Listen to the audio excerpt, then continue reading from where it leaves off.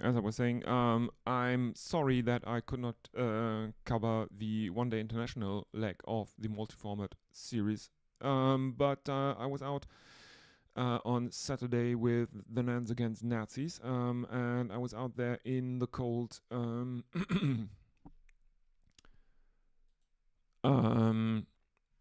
from 7:30 in the morning, and I caught a really, really bad cold. And trying to do the Sunday, the first ODI, was probably not the best idea I've ever had. Anyway, we are back with the T20 International leg of this series. And, well, basically, the overall situation is this: England need to win this, because if the Australians can win this match, they will retain the Ashes. They lead the series 6 points to 0. There are, I think, 2 points for every T20 match and 4 for the test that is coming up. I will not cover the test. I will cover the T20s. And I will hand over to a cooperation of Gorilla Cricket and White Line Wireless for the test match. So, if you are interested in that, mark it in your calendar at Gorilla Cricket here on YouTube. Probably they will be over on Twitch probably as well. But I don't know the exact details. I will have to inquire with the bear for that one. Well, but let's get into it. We have had a toss, and England have won the toss, and they will bowl first. We have a debutant for Australia. Georgia Voll is going to make her international debut for Australia, who will line up as follows. Georgia Voll, Beth Mooney, the wicketkeeper, Phoebe Litchfield, Elise Parry, Annabelle Sutherland, Talia McGrath, who will captain in the absence of Alyssa Healy, who who was injured, and she re-aggravated her injury on her, I think, a heel injury.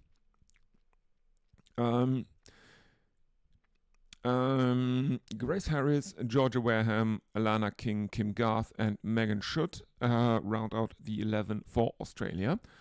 England line up with Maya Bouchier, Danielle White-Hope, Sophia Dunkley, Nat Silver-Brunt, Heather Knight, the captain, Amy Jones, the wicketkeeper, Freya Kemp, Charlie Dean, Sophie Eccleston, Sarah Glenn, and Lauren Bell. So England have won the toss, and they have elected to bowl first. Let the Australians put a score on the board, backing themselves to chase down anything the Australians can put up in the first innings. So if you are listening, please do get in touch. This time it's this T20 leg of the series comes at a much better time for the Europeans. It is currently shortly past 9. A little past 9 o'clock in the morning in Germany. So that's England. It's currently 8:05 in the morning. And I know that a lot of my subscriber base is based in Europe. So hopefully you are listening. If you are listening, do get in touch. You can use either the YouTube chat, which is probably one of the easier ways to get in touch with the chat, or you can use Blue Sky if you have a Blue Sky account, and I will monitor all your posts there as well. Use the @linuxlea.bsky.social handle. It's the one on the top under the Blue Sky handles on your screen now. And I will try to get through your communication between overs. So let's see if we have anyone with us already. Doesn't look like it. Yeah, well, Australia have been dominant in the series so far, and England really need a victory. They have lost the one-day international leg of the series 3-0.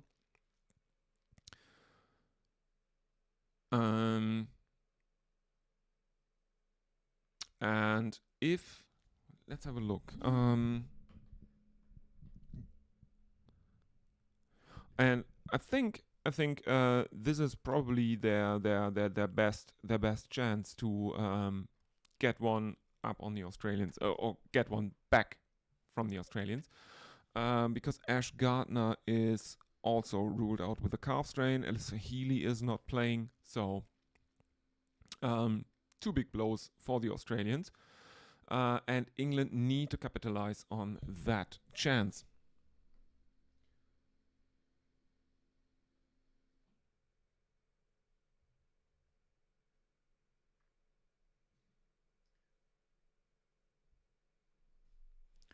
So let's give you the points situation. For those unaware, Australia can retain the women's Ashes tonight with a victory. They lead the multi-format series 6 points to 0. And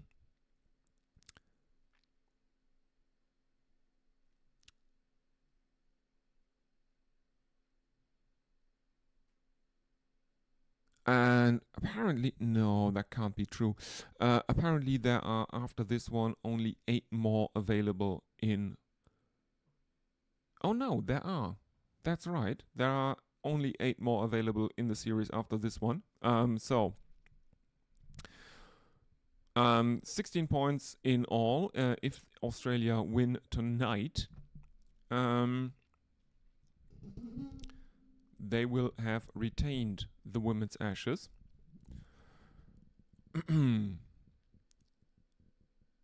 Let's see if anyone is with us. Anth is with us. Hi, Anth. I'm not sure injuries will have much impact. The team is the Mariana Trench of talent. Yes, yes, obviously. Australia have really good players. Even the second or third choice players for Australia are probably shoe-ins in any other nation. But another aside a bit, because the U19 World Cup is going on at the moment, and sensationally, Nigeria bested New Zealand.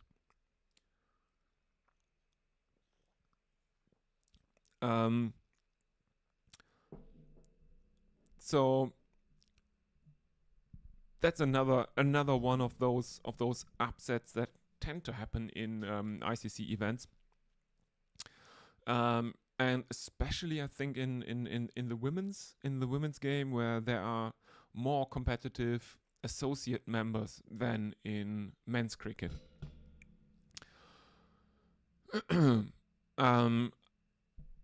There is definitely an argument to be made here that this old structure of full members and associate members is not really fit for purpose in these times. But yeah, it's unlikely the ICC will change in the near future. Let's put it that way. And says only 4 points for a test now. Not sure I agree with that. I think you win the test. You should only have to win 1 or 2 of the limited overs. Yeah, I think there is a good point here, because both T20s and one-day internationals are both worth the same number of points. Both formats of limited overs matches are worth 2 points. The test being worth 4. Yeah, and I mean, I think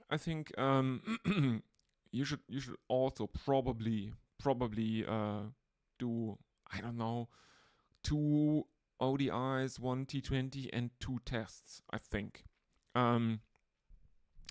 We have seen a lot more women's tests in the last few years, and I would like to see a lot more women's tests. I would like to see domestic red ball competitions for the women. You can't expect them to never play red ball cricket in a domestic setting and then go out and play a test match. As we are now seeing the players, the English team is in the huddle. The Australian openers are waiting beyond the boundary. Here they come now. Beth Mooney and Georgia Wall, the debutante. Out they come into the middle. Beth Mooney looking quite determined, patting her opening partner on the back. We are seconds away from the start of play here from Sydney. And Ant is agreeing with me. Yes, more tests.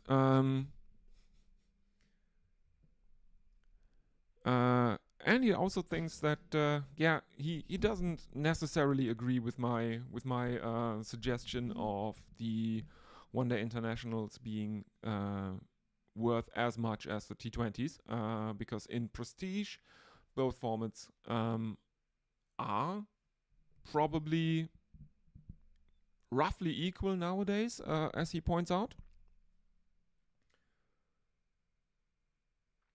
And another one is, yes, he says, the test is the first ever day-night test in Melbourne, so hopefully the crowds will be impressive and convince them there is money in that.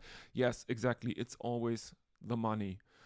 As we are starting to get, as we are getting ready now, Freya Kemp is opening the bowling for England. Her best figures are 2 for 14.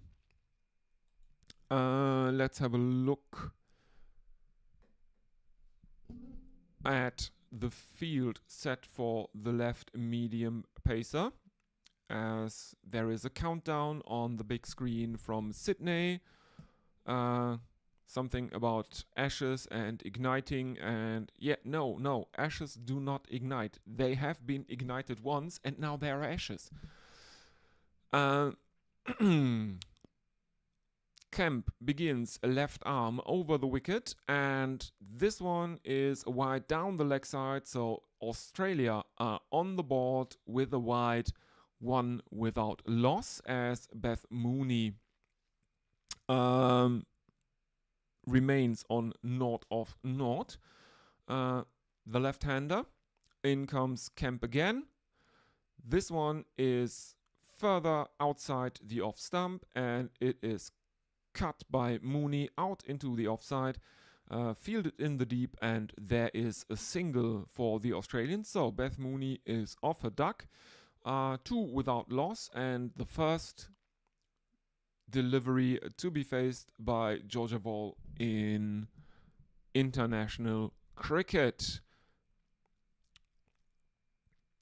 She is now marking her guard, the right-hander. She has played 75 T20s, made 1,355 runs at a strike rate of 118.9.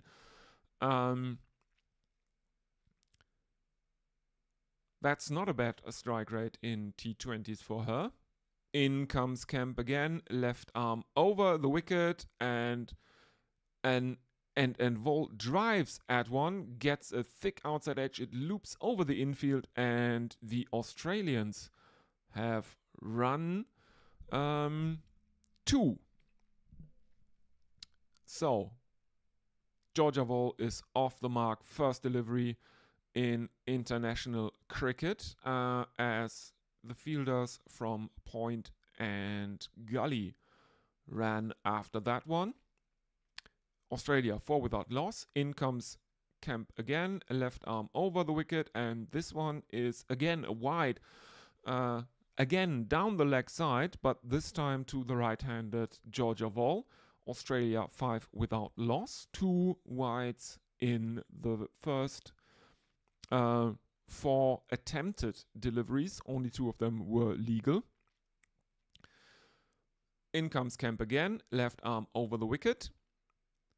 And this one is glanced down the leg side. There is no fielder at fine leg for Georgia Wall, and the Australians run a couple again as the England fielder from third man has to come around and stop the ball in the outfield. Oh no, it's given as leg bites. She apparently did not get a bat to that one. So Australia 7 without loss now. In comes Kemp again, left arm over the wicket. And again, attempted drive by Georgia Wall, misses it as Kemp beats her outside edge. It is taken behind the stumps by, that should be Amy Jones.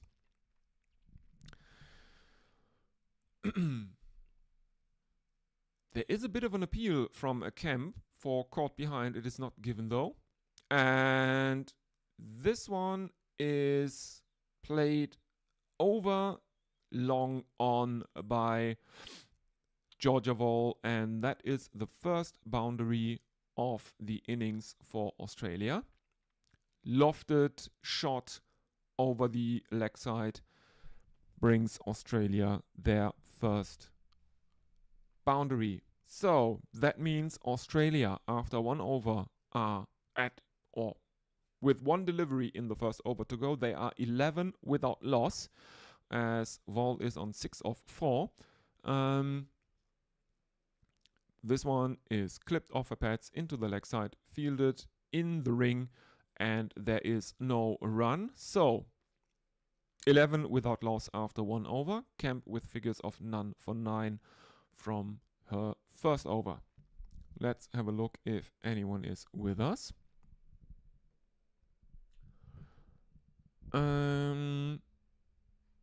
No, looks like Anth is the last message on YouTube. Let's have a look at Blue Sky again.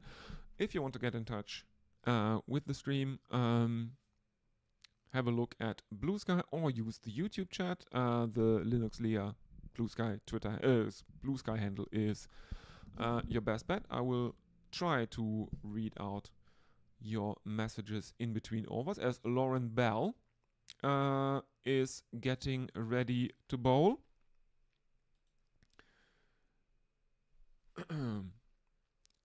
So we have a combination for England, a left arm and a right arm bowler to start the innings.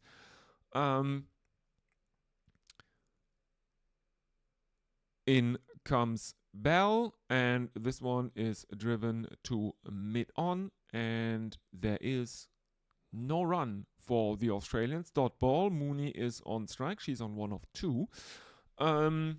Yeah, is it?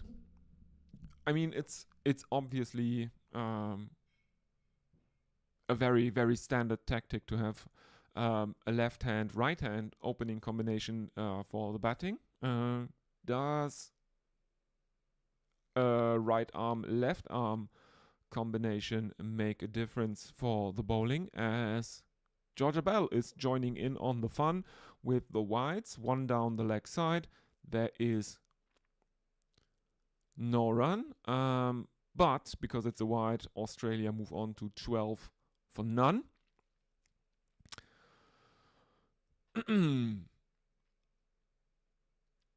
In she comes again, right arm over the wicket, and this one is glanced down towards fine leg, and the Australians find the boundary again. 4 runs this time to Beth Mooney, 16 without loss.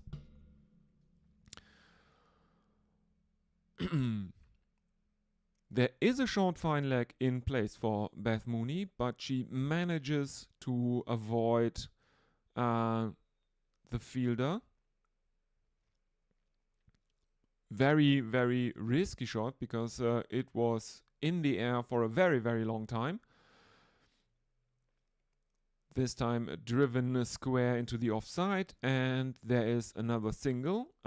Mooney sees the funny side of it as the Australians are living dangerously here. That was a very, very tight single. Looks like she apologizes to Georgia Wall for the very risky running. Calling the single there was probably a bit yeah, that's a dicey run. In comes Lauren Bell again, right arm over the wicket, driven square and misfielded at point. And the Australians have run a single, and then there is some confusion between the batters as they are looking for a second, and I think that's Mooney who is almost halfway down the pitch before being sent back by Vol.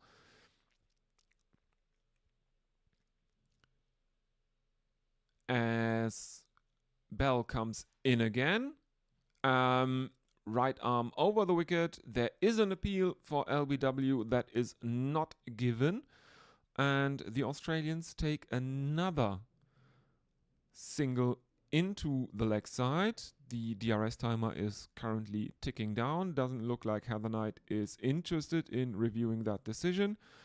No, DRS timer is down to 0. There is no review taken, and Australia are 19 without loss.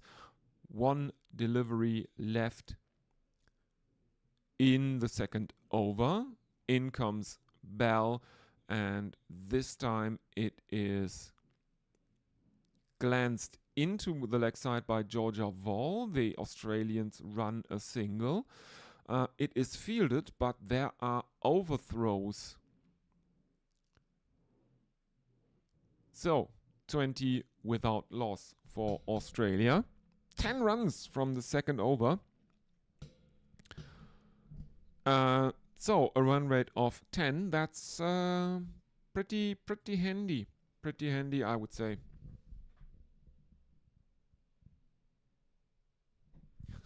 Let's have a look at what's going on. And says the Channel 7 app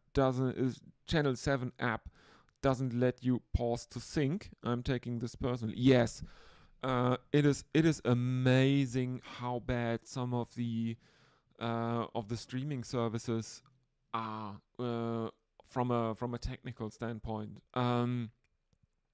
Look at it this way: Twitch is probably the biggest live streaming platform in existence, and from a technical standpoint, it is much worse than YouTube. As we go to some spin with Charlie Dean continuing for England, bowling some of her off spin. She is bowling right arm around the wicket to the left-handed Beth Mooney. First delivery is a dot ball. Second one, Mooney dances down the pitch and deposits her over the offside lofted shot, and Mooney finds the boundary again, forward of square, and that means Australia move on to 25 without loss. As I was saying, look at Twitch. You can't pause to sync. You cannot go back during a live stream. You can do it in if the stream is archived as a video on demand. You can do that, but you can't do it during a live broadcast. Driven again by Mooney, but this time it is fielded out in the deep at long off, and the Australians have taken another single, 26 without loss. You can do it on YouTube, but YouTube is not the premier streaming platform. Generally speaking, I like it more than Twitch because, it's generally not as toxic. The culture is not as toxic as Twitch. As Georgia Wall sweeps Charlie Dean and she finds the boundary. 4 runs, 26 without loss.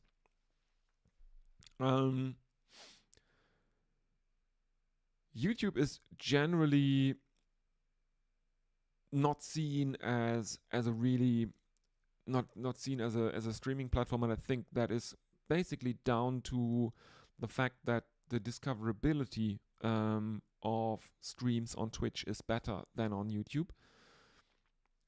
In comes Dean again, and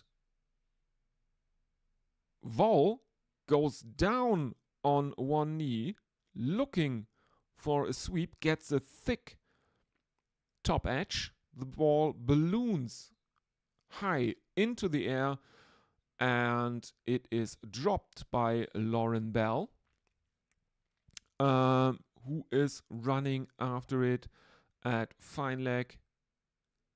And Charlie Dean can't believe it, because not only does Lauren Bell drop Georgia Wall, the ball also dribbles into the boundary. So Australia are 34 without loss. Wall again down on one leg, sweeping Charlie Dean to the boundary. Another 4 runs. 34 without loss. One more. No, that's it. 38 without loss. That's it. Charlie Dean concedes 17 of her first over. 3 overs gone. Australia 38 without loss. Beth Mooney is on 11 of 8 and Georgia Wall is on 21 of 10. That's a run rate of over 12. Which is pretty good going by the Australians here. Let's have a look if anyone is with us.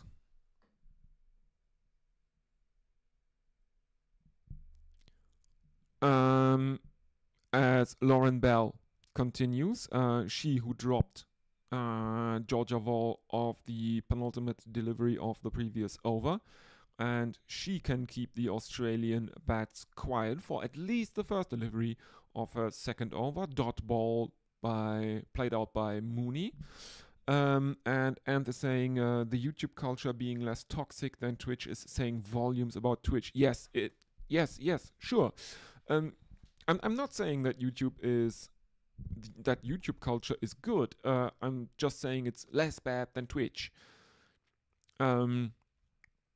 As Mooney clips one off her bats, and this time there is a single in that one, I think. Yes, 39 without loss now, as Beth Mooney moves on to 12 of 10. On the other end of the spectrum is Georgia Wall, who is on 21, having faced the same number of deliveries as Beth Mooney has. She's on 21 of 10, as Lauren Bell continues right arm over the wicket. This one looks down the leg side, and it is given as a wide by the umpire. So 40 is up for Australia, as Lauren Bell walks back to her mark. She is handed the ball. There are no fielders in close for Georgia Wall. There is no slip. Only Amy Jones is in shot behind the batter. And there is an attempt at a pull by Georgia Wall. She misses it. There is an appeal as she is hit on the thigh. It is given out on the field, LBW, and the Australians, after a brief consultation between Mooney and Wall, have decided to review that decision. Let's see the replay. Eloise Sheridan is the third umpire, apparently. I should give you the names of the umpires, actually. Let's have a look. Claire Polosak and Philip Gillespie are the umpires. TV umpire is Eloise Sheridan. The match referee is Kent Hannum. As we are seeing the replays now, she clearly misses it. It hits her on the thigh, but her leg is bent as she is coming forward. And ball tracking confirms that this is the first Australian wicket to fall in the match. Lauren Bell, after having dropped Georgia Wall earlier in the piece, has now taken Georgia Wall's wicket. So, yeah. How's that for poetic justice? And that means we have a new batter out for the Australians. And that should be Phoebe Litchfield.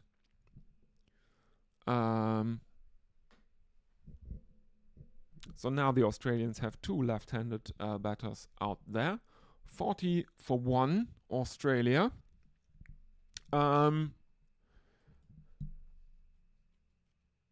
Not really in trouble. Very, very good run rate thus far from the Australians, as we are merely halfway through the fourth over, and they have already brought up 40.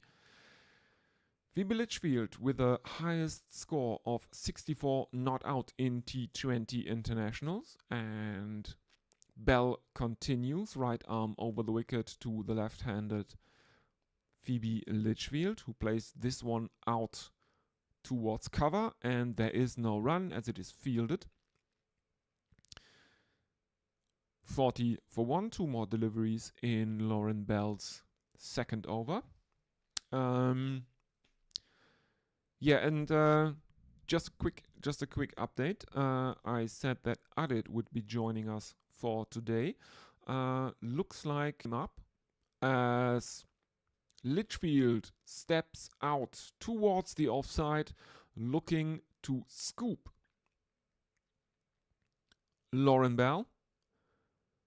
There is an appeal for caught behind as Amy Jones takes it behind the stumps, but Litchfield and the umpire seem to think that she didn't get a bat on that, but the English captain, Heather Knight, has reviewed the not out decision. The Australians already lost a review by challenging the first wicket, which went England's way. As we are seeing replays now, and I'm not sure there is anything on that. Ultra Edge coming up now. Is there a spike on Ultra Edge? No, there is not, as the ball passes the bat. And I think England will lose a review as well.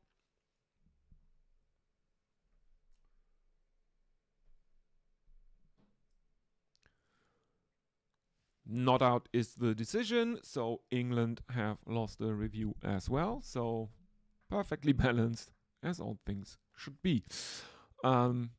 Both England and Australia have one review remaining for the innings. 40 for 1. Litchfield is on strike. In she comes again. Comes Bell again. Right arm over the wicket.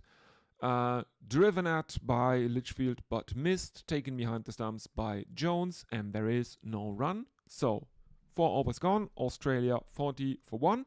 A run rate of exactly 10. let's have a look. Yeah, so the last message is from Amph. Yeah, about the Twitch culture being talked. It's a bit do you know what raids are when one streamer sends their audience over to another streamer's chat to basically hijack the other streamer's chat. Can be a bit of a fun thing, but you can also have very bad experiences with that if the streamer basically uses their audience to bully other generally smaller streamers. Had that happen to me once. Not fun, I have to say.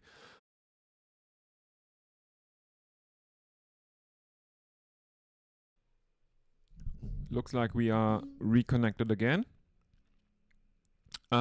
So let's do it this way. Okay. So what have we missed? We have missed 4 more runs as Australia move on to 44-1 as we were disconnected. There was a review by Australia for a LBW decision against Beth Mooney that went England's way, but on replay it showed that she actually got a bit of an edge to that one. So the decision was changed to not out and Australia retained their review.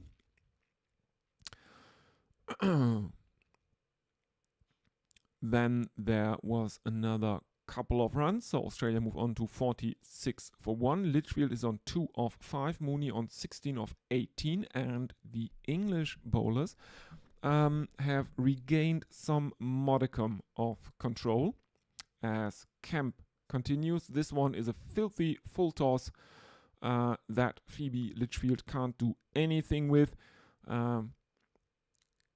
Gets an edge back towards the bowler. There is a bit of an appeal for LBW. It is not given out on the field and no one is reviewing it either. So 46-1. Still the Australians. One more delivery in the 6th over to come. It's bowled by Kemp, who is back for her 2nd over. This time it is driven to long on and the Australians take a single to end the 6th over, 47-1. Let's have a look at the chat, live chat.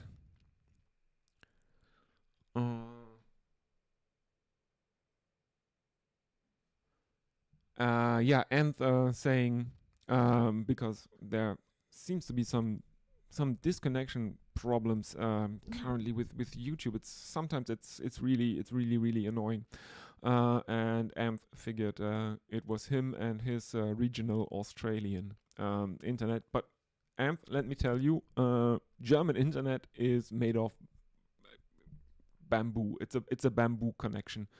There is a joke in Germany. Bad internet connection is generally referred to as a Bambusleitung. As Nat Silverbrand is into the attack, she comes in right arm over the wicket, clipped off the legs by Phoebe Litchfield, and the Australians. No, it's Mooney. Sorry, it's Litchfield. I thought they ran 2 because this one was fielded very deep. But the Australians have only taken a single, so Litchfield off strike, 4 of 8. Mooney back on strike, and Amy Jones is standing up to the wicket for Nat Silverbrand.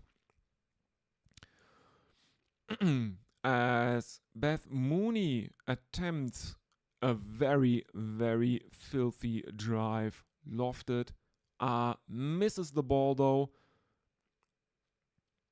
and Amy Jones can't hold onto it, drops Nat Silverbrand about a meter behind the stumps. It's always fun to see the wicketkeeper standing up to a pace bowler. I think it was during the women's World Cup when was it? I think it was when Amy Jones keeping wicket for England to Nat Silverbrand, standing up to the stumps, and she almost got a stumping of a medium pacer, which is always fun to see.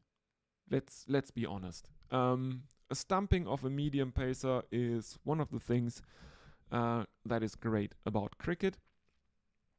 Was a bit of a shame that neither Pant nor Carey got one during the Border Gavaskar Trophy. Pant standing up to Nitish Kumar Reddy and Carey standing up to Mitch Marsh.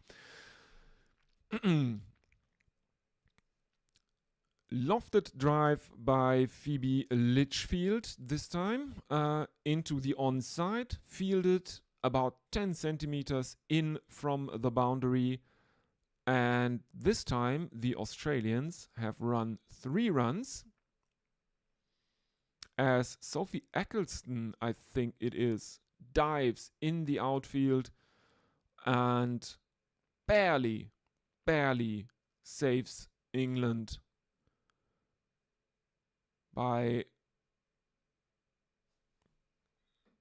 sweeping the ball back towards the wicket, and it is then picked up by the captain, Heather Knight, who was backing up Eccleston, picking up the ball and throwing it in. They are reviewing if Sophie Eccleston was in contact with the boundary rope, and they have decided that she was not, so it's 3 runs. Mooney on strike as Nat Silverbrand is airing short on this occasion, and it is pulled by Beth Mooney, and this time she finds the boundary for more runs for the Australian. As Anth reckons that his internet is delivered by carrier pigeon. Yeah. Listen, Germany is really, really bad, and I can tell you exactly why that is, and I will do after this over. Final delivery of Nat Silverbrand's first over. She goes right arm around the wicket this time to Mooney, and Mooney plays that out towards cover, and the Australians have taken a single. Look, in the 90s, Germany, the international leader in technology and science and stuff like that, and infrastructure. In the 90s, we had, as we often did, had a liberal minister that was responsible for infrastructure. And so the question came up, should we do optic fiber for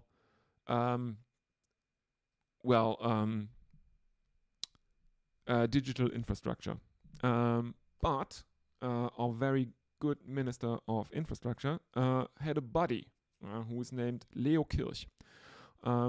He was a guy that owned a service that is basically Sky, a pay TV empire. And he had just bought, I don't know, Germany had around 85 million inhabitants at the time, as Sarah Glenn is now bowling, right arm around the wicket, too wide, and an uppercut that is fielded out in the deep, and the Australians have taken, I think, a couple. No, it's just a single. So Mooney is off strike again. She is on 23 of 23. So he had a pay TV station, and he had just bought enough decoders to sell one to every 10th German. Not every 10th German household, every 10th German. And the problem was, these decoders didn't work with optic fiber. So our very, very competent and not at all corrupt Minister of Infrastructure did his buddy Leo a solid and said, no, let's go with copper. So they laid all new copper cables during the late 90s for our internet infrastructure. Yes. It's amazing.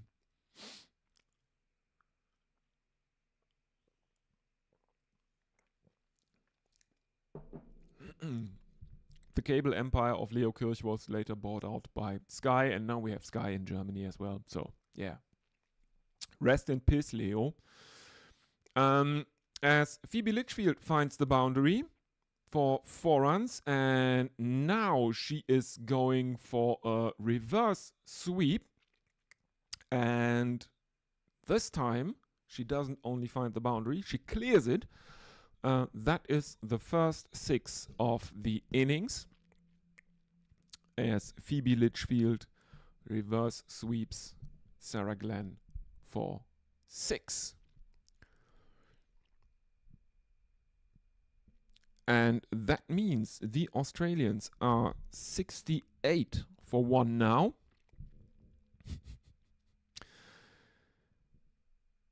In comes Glenn again, and again an attempt at a reverse sweep by Phoebe Litchfield.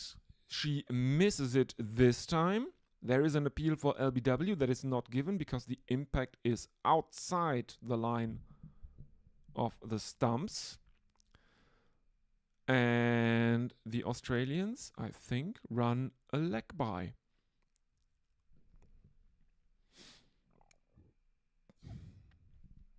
Yes, indeed, it seems like this is given as a leg by. 69, nice. For 1, the Australians. Final delivery of Sarah Glenn's first over. She has gone for 11 runs so far. In she comes again, right arm around the wicket, and again played over the top by Beth Mooney. There are 2 fielders very close to where the ball hits the turf again. There is a bit of uncertainty whose catch it was to take. Both fielders stop and the ball falls safely just about, well, half a meter in front of 2 England fielders there. The Australians have run a couple for that, so 71 for 1 after 8 overs.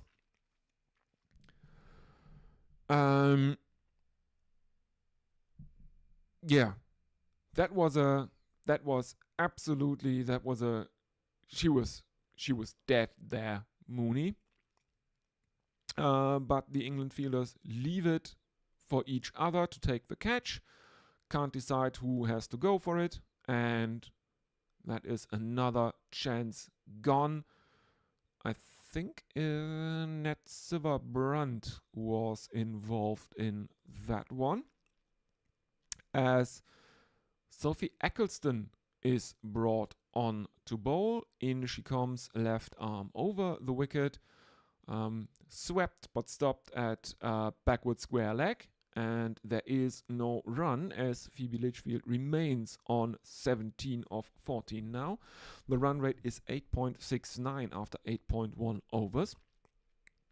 Eccleston continues, left arm over the wicket, and this time driven square by Phoebe Litchfield. The Australians take a single as it is fielded in the deep by a deep point. So Beth Mooney is back on strike. She is 25 of 24. The partnership has crossed 30 with that last boundary. And how can I describe that one? Mooney tries a reverse, guide towards third man, misses it, there is no run.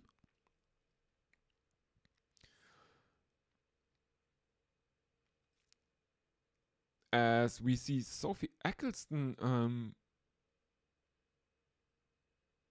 resetting her field, there is point, there is cover, there is long off, as Mooney drives, that is fielded at aforementioned long off, and there is a single in that. So Phoebe Litchfield is back on strike. 2 more deliveries in the 9th over left for the Australians. 8.42 the run rate now, as Eccleston continues, left arm over the wicket, and this one is driven into the onside by Phoebe Litchfield. It is fielded by a fielder coming around from long on, and there is another single, 74 for 1 now. Mooney back on strike for the final delivery of the 9th over. And Eccleston comes left arm around the wicket this time and is lofted over her head into the onside, very, but relatively straight, by Beth Mooney, and the Australians find another boundary, 78 for 1 now. 9 overs gone. The current run rate is 8.66. So let's have a look if... Yeah, and is... Yeah, with fairness to Australian internet, he says, I live at the end of a rural road in the middle of nowhere, so this is as good as I can expect from capitalist telecoms. Yes. If we still had our socialist telco, I would be getting guaranteed service just because I'm a citizen. Yeah, the Australian story is the same. The neoliberals came along and ruined everything. It was Rupert Murdoch, so we only got fiber in the cities. Yeah, well, we are currently just now starting to get optic fiber in the cities. It is by no means everywhere in not even in cities. So Charlie Dean is continuing, as that is, I think it's Phoebe. No, it's it's Litchfield who is trying a reverse scoop. Doesn't really get a hold of it, but there is enough in it for the Australians to take a single, as Mooney is now on strike, who plays Dean out to cover, and another single. So 80 is up for the Australians, 80 for 1 after 8.57. Mooney on 31 of 28, Litchfield on strike 20 of 17. In comes Charlie Dean, and reverse swept by Phoebe Litchfield, finds the boundary behind square, and there is another boundary. So, the Australians are 84 for 1.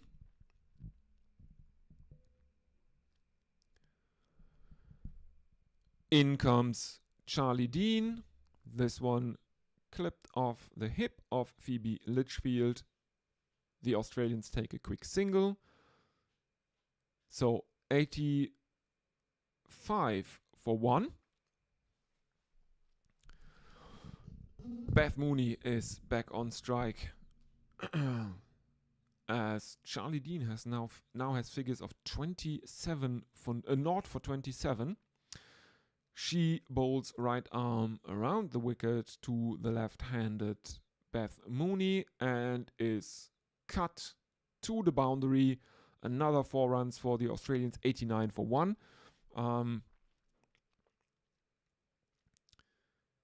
There is no fielder close to that one. And the Australians are cruising here. And reminder, they can retain the Ashes with a victory here tonight in Sydney, or morning if you are in Europe.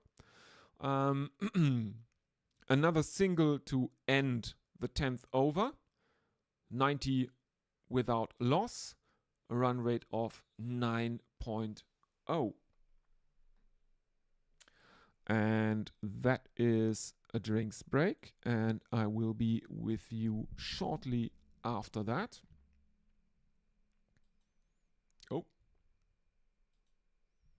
So, I will be with you after drinks.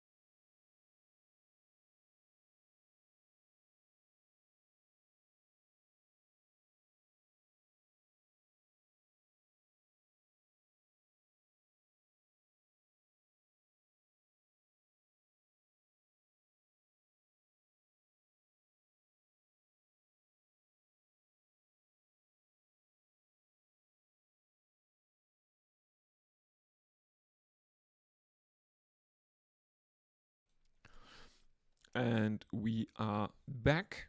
As we are seeing replays of the England chances that they basically dropped. Lauren Bell dropping Georgia Wall, a missed stumping by Amy Jones as she couldn't hold on to one from Nat Silver-Brunt when the Australian batter was out of her crease. The one Australian wicket to fall, the opener and debutant Georgia Wall.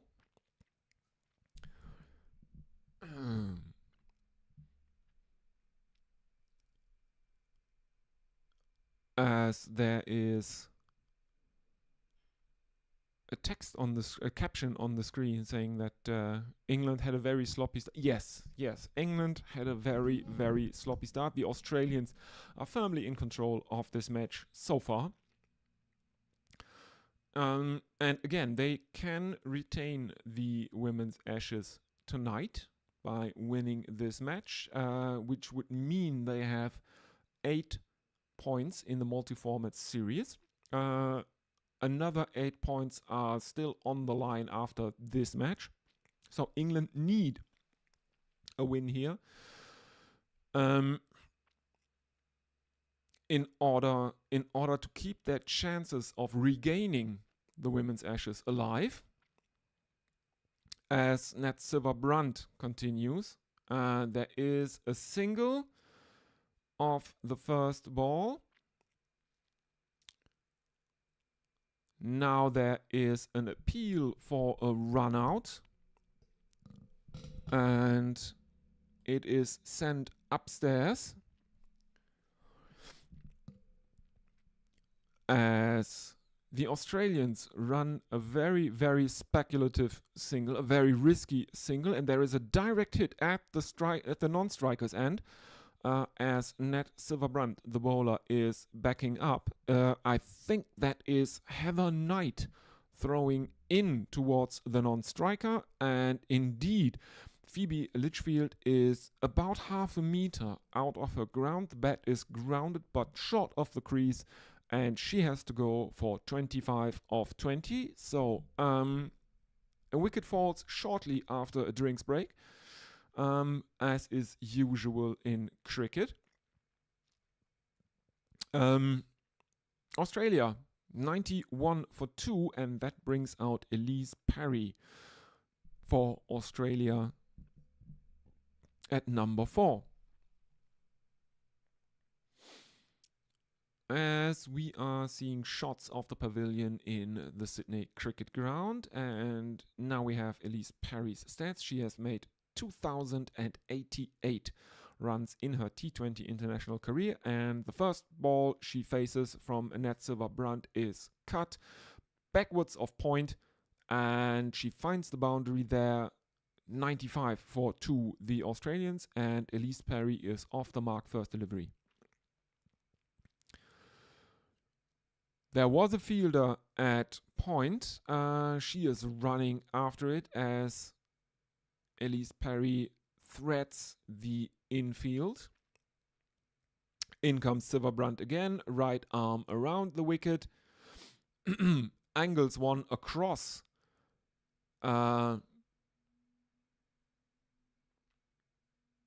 Beth Mooney. Wait.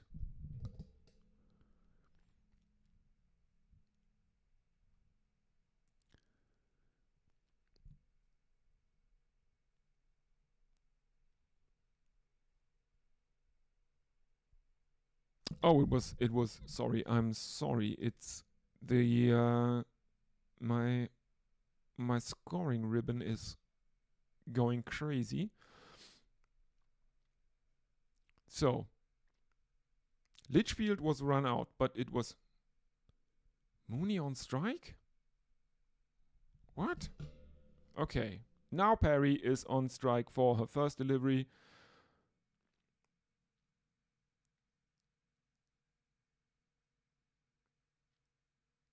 But shouldn't it have been Elise Parry all along, because Litchfield was run out at the non-striker's end, and if the batsman cross doesn't make any difference anymore, isn't that the new laws?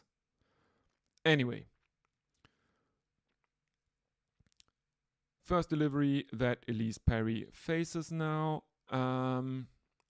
officially, and she plays a lofted drive over long on, and there is another boundary, and the Australians have brought up triple figures after exactly 11 overs, 102 for 2.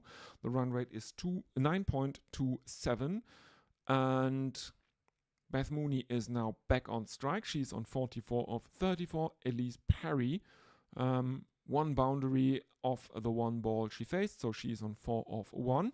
And Sarah Glenn is continuing. Bowling some leg breaks now, as we are seeing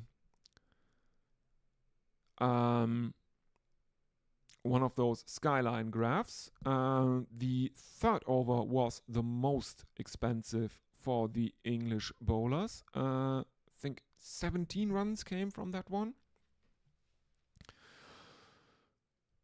Sarah Glenn conceded 13 in her first over, and she comes right arm around the wicket, and this one is a very, very high full toss, very wide outside the off stump, and Beth Mooney takes full advantage of that, finds the boundary very, very straight over the bowler's head.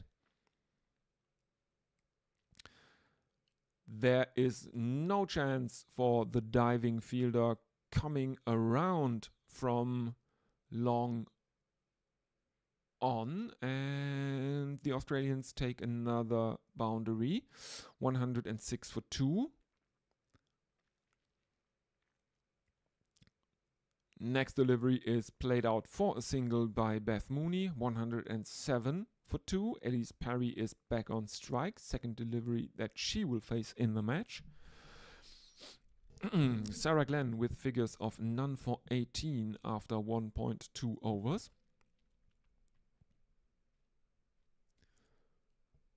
And Glenn goes back to over the wicket to the right-handed Elise Perry,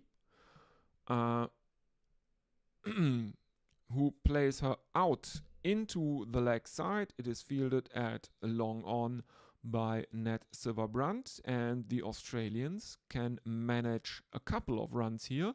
109 for 2. As we are seeing the Australian dugout, Annabelle Sutherland is padded up. Lofted on drive again by Perry, again fielded by Silverbrandt at long on, and there is just a single this time. 110 for 2, the Australian. Beth Mooney is back on strike, and she is 1 run away from her half century, 49 of 36. In comes Glenn, who goes back to around the wicket to the left-hander, and this one is clipped off the pads of Beth Mooney to bring up her half century. 50 of 37 deliveries, 111 for 2, the Australians. Elise Perry congratulates her batting partner Beth Mooney on the 50. A strike rate of 135, 7 fours this innings, only 1 6 so far. Who was that? I think it was either Wall or Litchfield who made who hit a 6. Anyway, another dot ball to end the 12th over. Australia 111 for 2.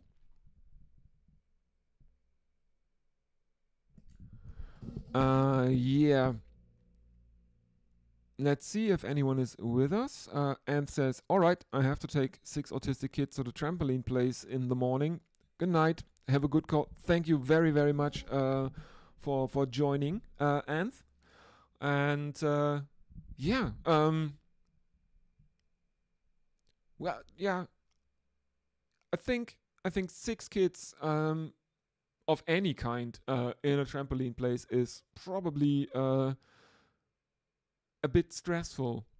So good luck tomorrow to you. And again, thank you for joining for the first part of this match. As Sophie Eccleston continues, she concedes a single of the first delivery of her second over. Beth Mooney moves on to 51 of 38, and Elise Perry is back on strike. Australia 112 for 2. 12.1 overs gone now.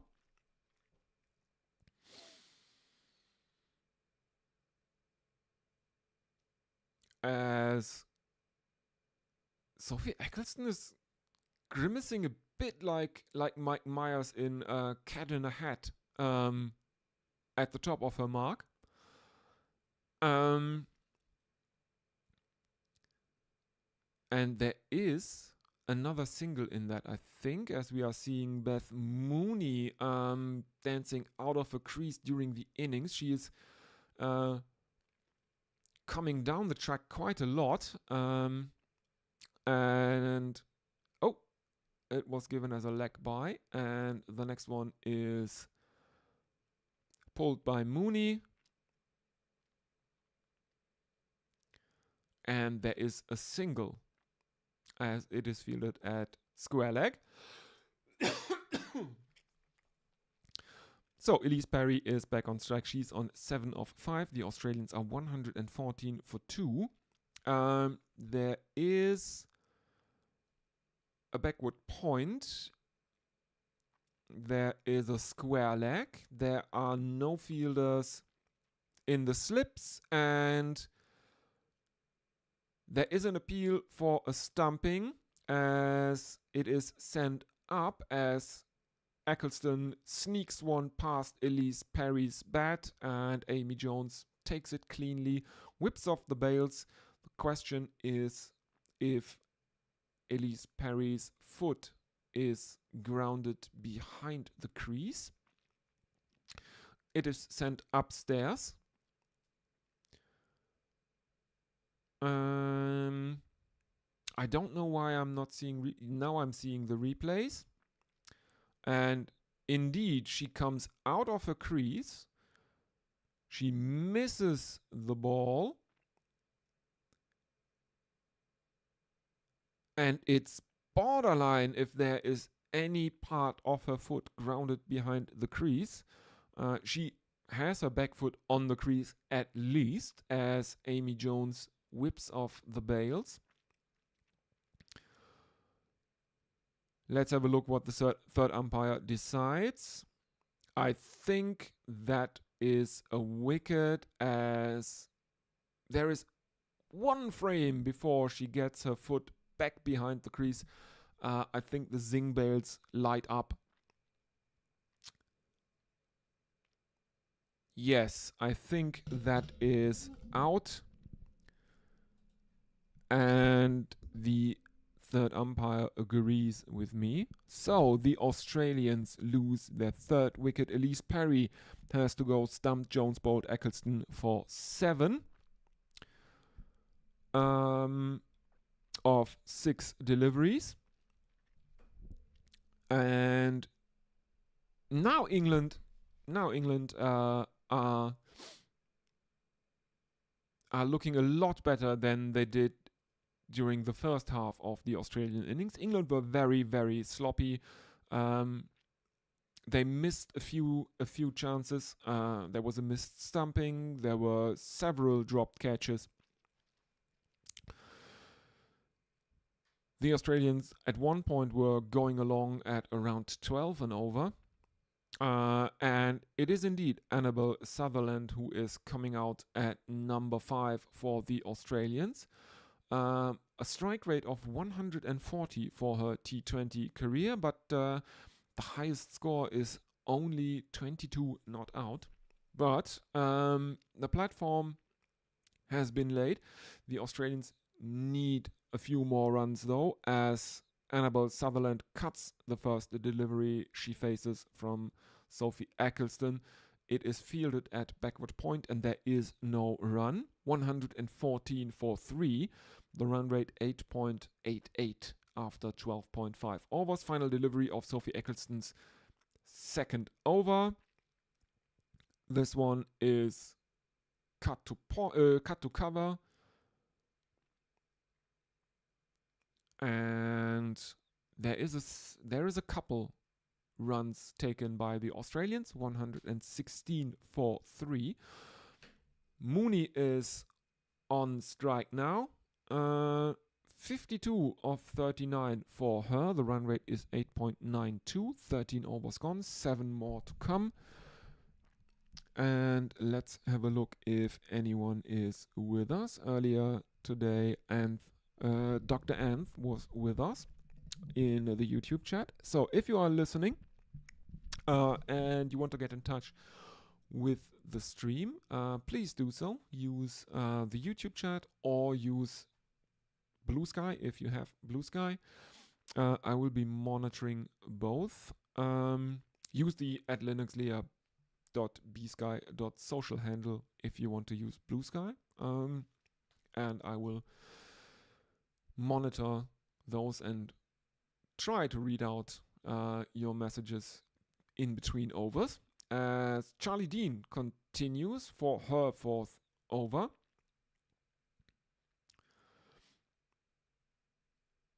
And the Australians take a single as Beth Mooney sweeps Charlie Dean. It is fielded at short fine leg though. But a single is still on the cards for the Australians. 117 for 3. Annabel Sutherland is back on strike. Charlie Dean with figures of none for 32 from her first 3 overs.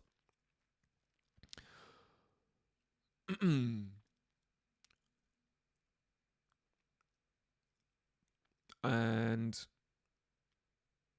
Sutherland is, I think, yes, she is getting another single for the Australians as she is playing it to short fine leg or to fine leg. As Mooney sweeps Charlie Dean aerially, it is fielded out in the deep, and the Australians have run a couple, bringing up their 120. As we are seeing the all-time leaderboard in runs scored in T20 internationals for the Australian women's team, Meg Lanning is around 400 ahead of Beth Mooney, who has crossed 3,000 T20 international runs, I think, in this innings.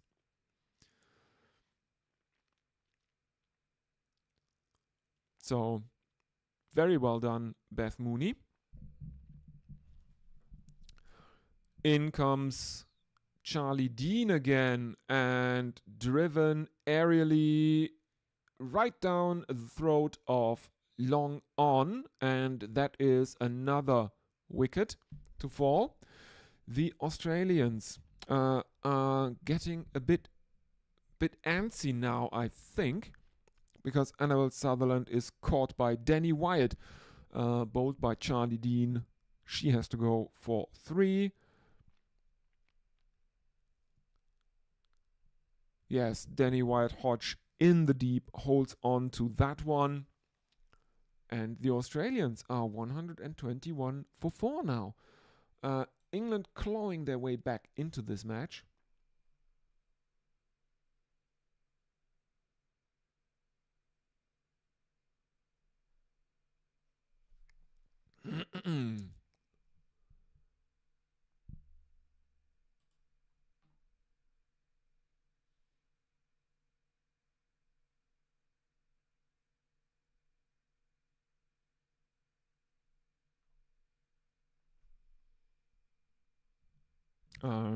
Let's have a look. Something really, really weird here. Okay. Some really weird interactions on Blue Sky. As Talia McGrath is in 130.5, her career strike rate. Highest score of 91 not out.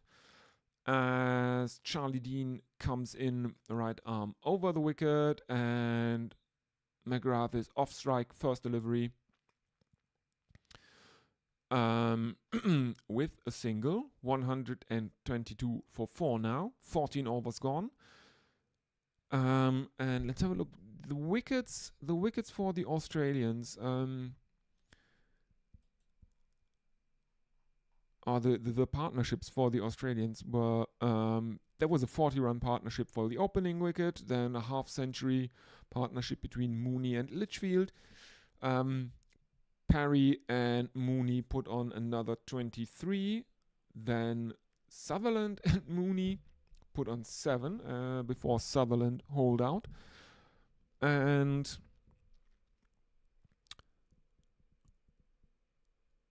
yeah, the Australians looked in control for the first 10 overs, absolutely. Only 1 wicket lost before drinks, and since then they have been a bit careless, as Glenn is swept for 4 runs by Talia McGrath, 126 for 4.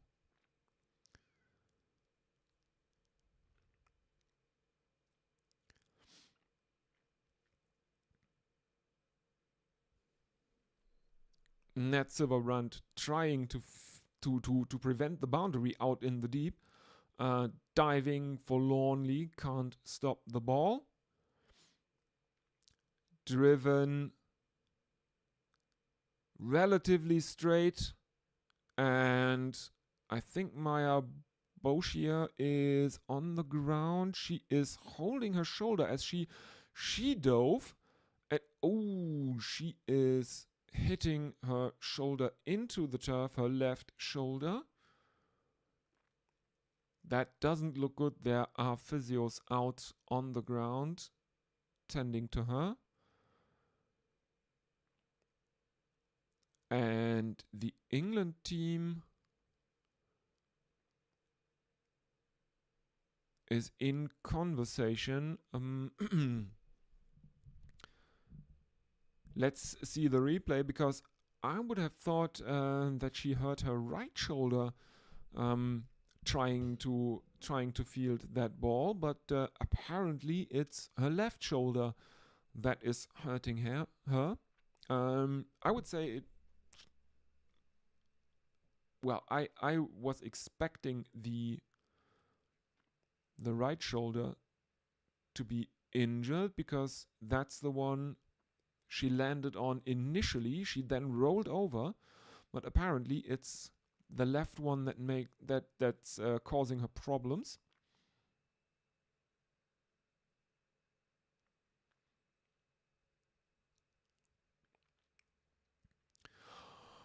Oh yes, now we are seeing replays, and she has her left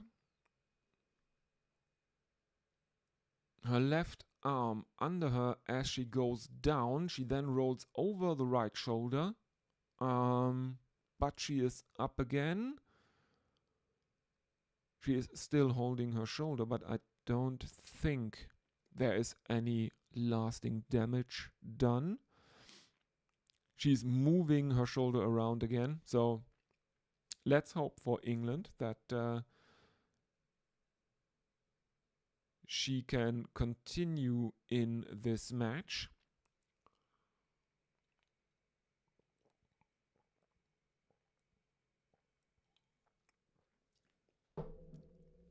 $128 for 4.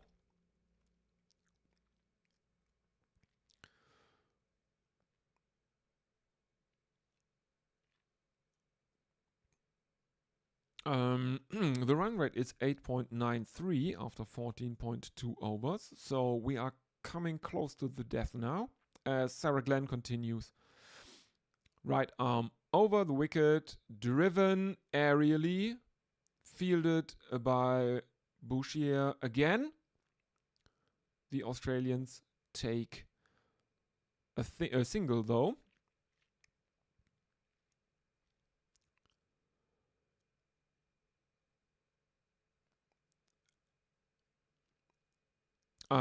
This one falls. It's falling short of her at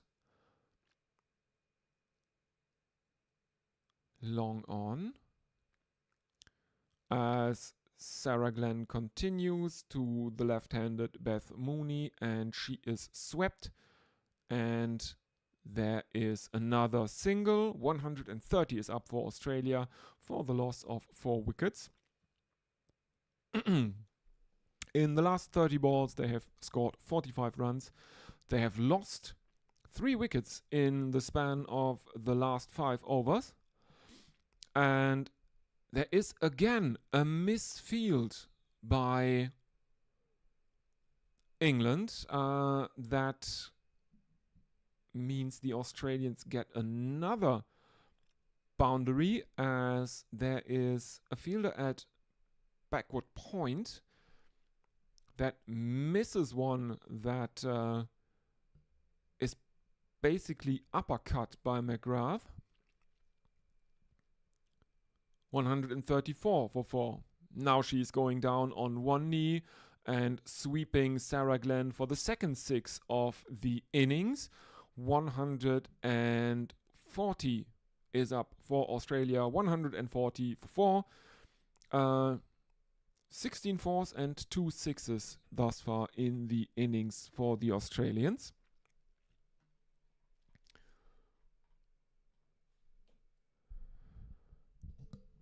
$18 runs off the over, which I think that means it is now the most expensive over of the innings. I think Previously, the most runs conceded by England in an over was 17 in this match.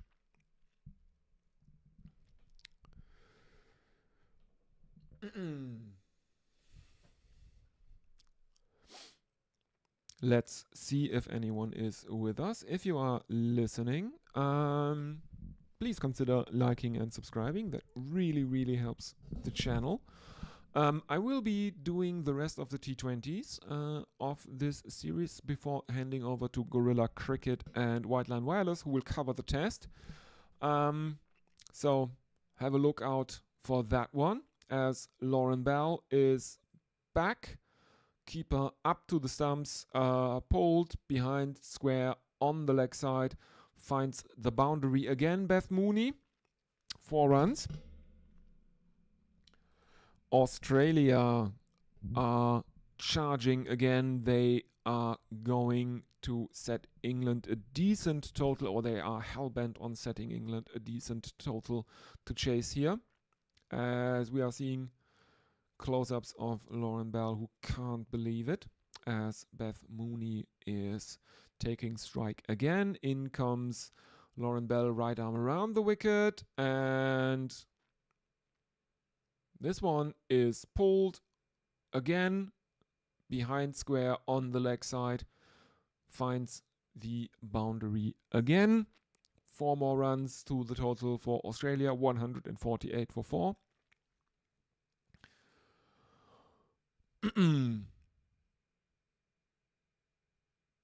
And yeah, what are your expectations? What is a good target? What is a good target to make here in the Sydney, in the first T20 of the Women's Ashes? Mooney steps back into the leg side to cut a shorter one from Lauren Bell at around shoulder height. It is fielded though. And the Australians do not take a risky single. So 148 for 4 now. Run rate is 9.55. 15.3 overs gone. In comes Bell again to Mooney. Mooney again steps back into the leg side. Then pulls one that would probably have been a wide, or is borderline a wide down the leg side. She makes contact and finds the boundary again at fine leg. There are 4 more runs for the Australian.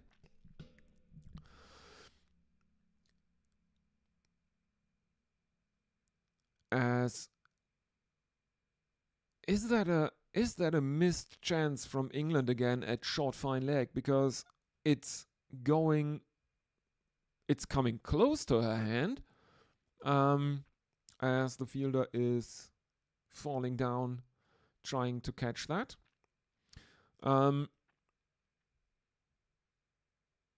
Again, a pull shot by Mooney. She rolls her wrists over that, and there is a single. 153 for 4 now.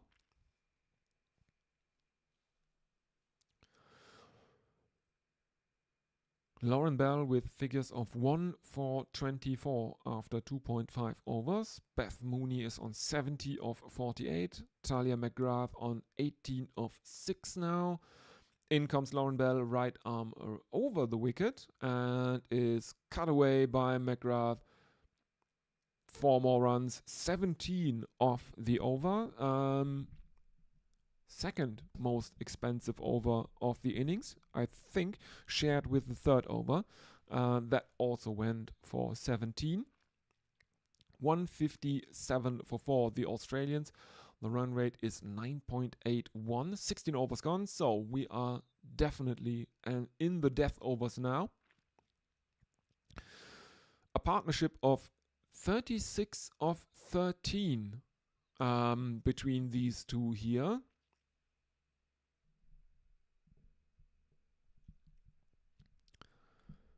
As Sophie Eccleston is continuing. She is bowling her third over. Figures of 1 for 11 thus far. Beth Mooney is on strike.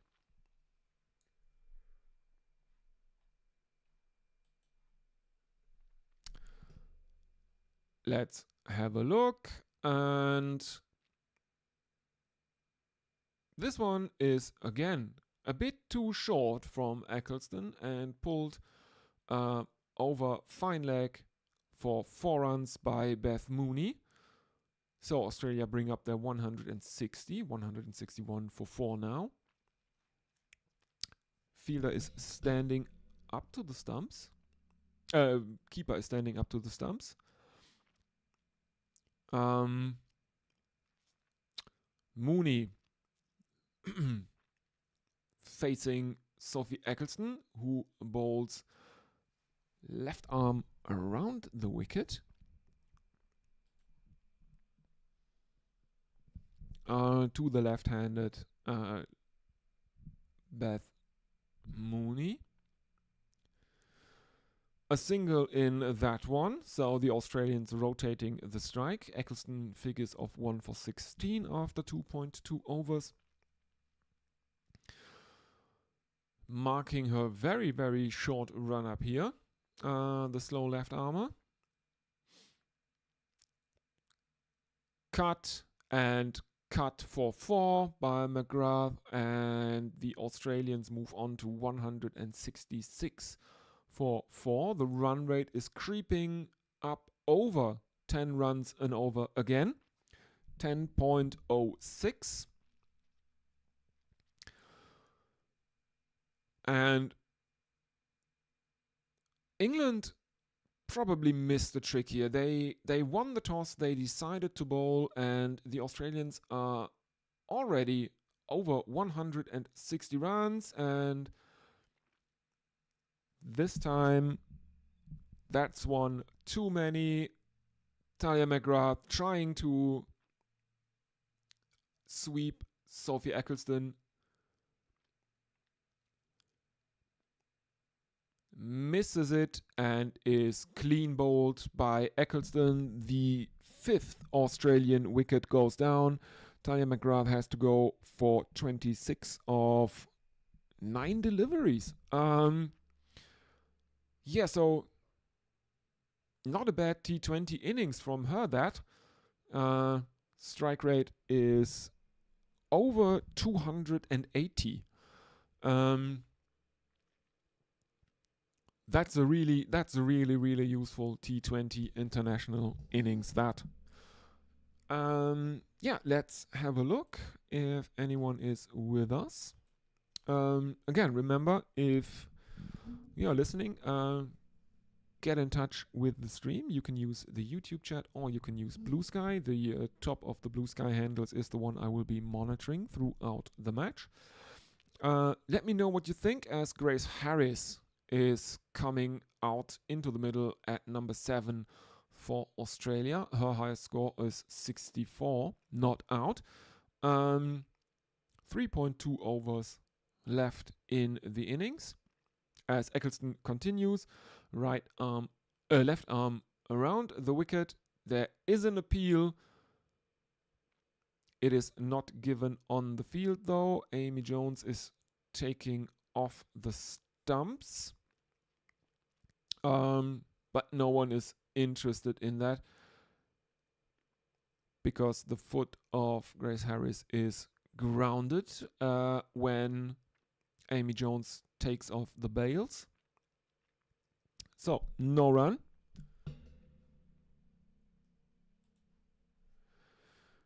A bit of damage control for England during the last 5 or 6 overs. Before the drinks break was taken halfway through the Australian innings, the Australians were inarguably in absolute control of this match. Since then, England have pulled it back a little bit. Still, feels a bit like too little, too late. The Australians still have 3 more overs to go, and they are already 166 for 5 with one delivery left in the 17th over. Swept by Harris, fielded in the deep by net Silver Brunt, and there is a single 167 for 5. So the run rate is back below 10, but England can't.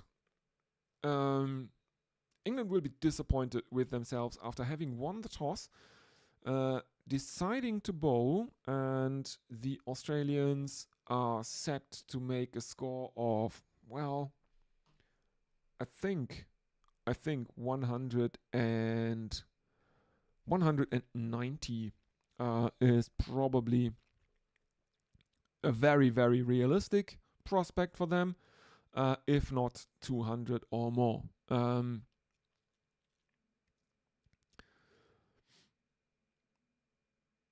As Freya Kemp is continuing, she will bowl to Grace Harris. There are no fielders in close.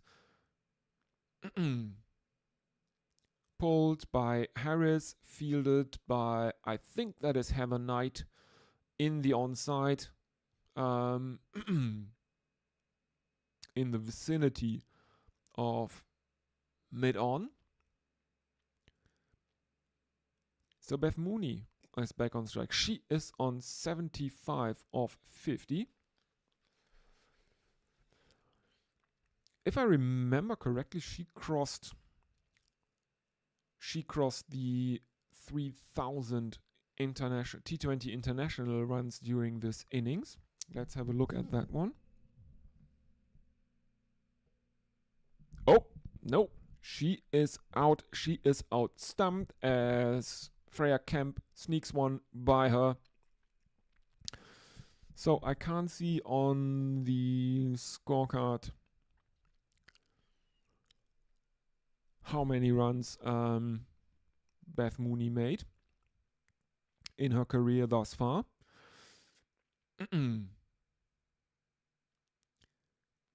She has been using her feet very well this match, dancing down the pitch, but this time she misses it, and Amy Jones makes no mistake, takes the ball cleanly, whips off the bails, and Beth Mooney has to go 75 of 51, 168 for 8 now. And I think Georgia Wareham is next in for the Australians. Let's have a look. Yes, Georgia Wareham is indeed in. She has played 63 matches. This is her 64th, 251 runs, 57 highest score, and an average of 15.69. Strike rate close to 140 for her career. Useful for Australia in this match. First one is given as a wide as Freya Kemp earths down the leg side. 169 for 6.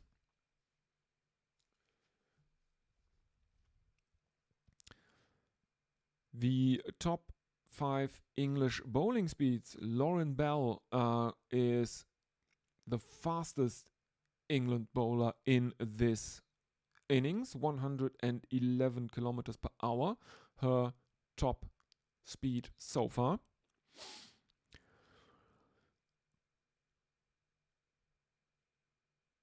Next one is a single to Wareham, who now is off the mark. 1 of 1. Grace Harris is back on strike. Australia are 170 for 6.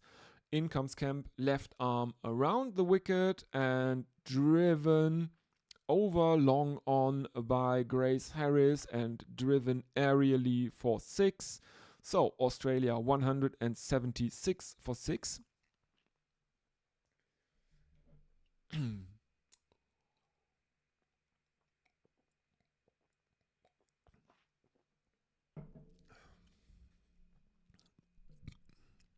Excuse me. Yeah, so 190 is definitely on the cards. The Australians will probably look for the 200 here, as Grace Harris is taking strike again, as Freya Kemp aborts her run up at the last second. Is there a problem with the side screen? I don't know. There's a bit is gesticulating a bit. Grace Harris. In comes Kemp, left arm around the wicket, and this one is again pulled aerially by Grace Harris, but this time she doesn't fully get a hold of it.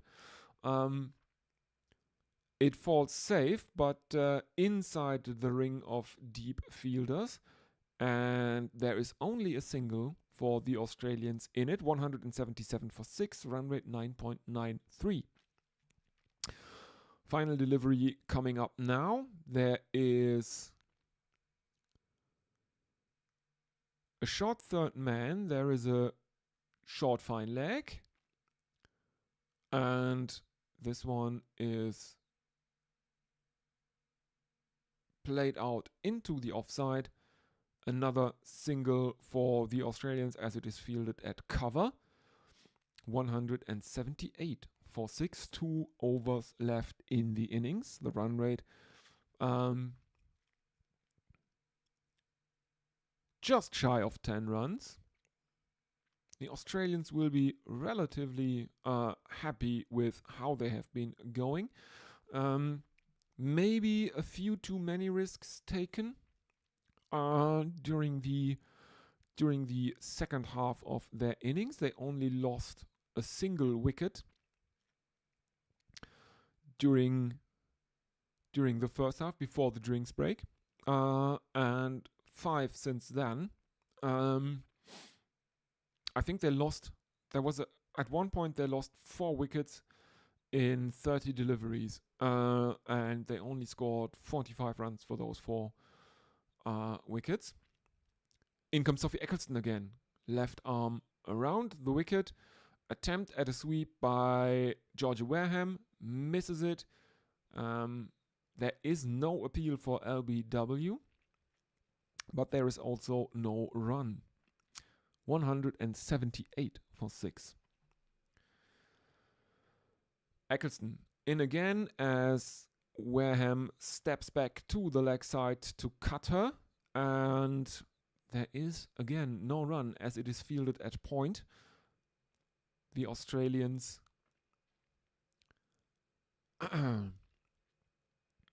178 for 6, and the big screen on the ground is informing me that England are 5 minutes behind on the overs, on over rate.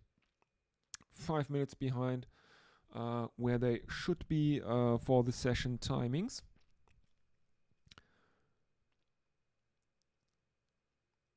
Next one is a wide down the leg side by Sophie Eccleston, as she has to bowl that one again. Left arm around the wicket, on drive from Georgia Wareham, and the Australians take a single as Sophie Eccleston dives trying to stop that, misses it though, and it is fielded at long on. In she comes again, left arm around the wicket, driven aerially, and fielded by Maya Bouchier at long off. The Australians, I think, have taken another single. Yes, they did. 181 for 6 now.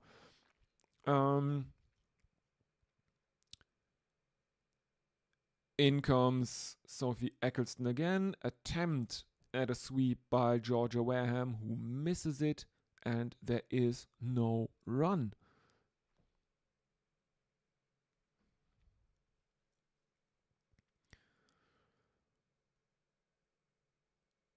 Eccleston, final delivery of the 19th over, left arm around the wicket, full toss, and Georgia Wareham steps back, plays it with a cross, batted shot over the head of Sophie Eccleston. It is fielded in the deep, and the Australians have taken a couple of runs, so 183 for 6 now. Final over of the Australian innings coming up. Georgia Wareham is on 5 of 7, Grace Harris on 10 of 6. Who will bowl the final over? In the grand scheme of things, I think this 19th over from Sophie Eccleston was quite fine. The 19th over generally accepted to be the most important in any T20 innings, especially so you get your best bowler to bowl it. And Sophie Eccleston only conceded 5 runs of the 19th over, as the first one is a full toss straight up from Lauren Bell, and Grace Harris is taking full advantage of that. Carted wide of long on, 4 runs to the Australians. I think that's Nat Silverbrunt fielding out there. 187 for 6. Bell coming in again, right arm over the wicket to the right-handed Grace Harris, who looks to cut it, gets a top edge, and is taken at third man by Sophie Eccleston. 187 for 7 now, as Grace Harris has to go. She's out-caught Eccleston, bowled Bell for 14 of 8 deliveries, strike rate of 175.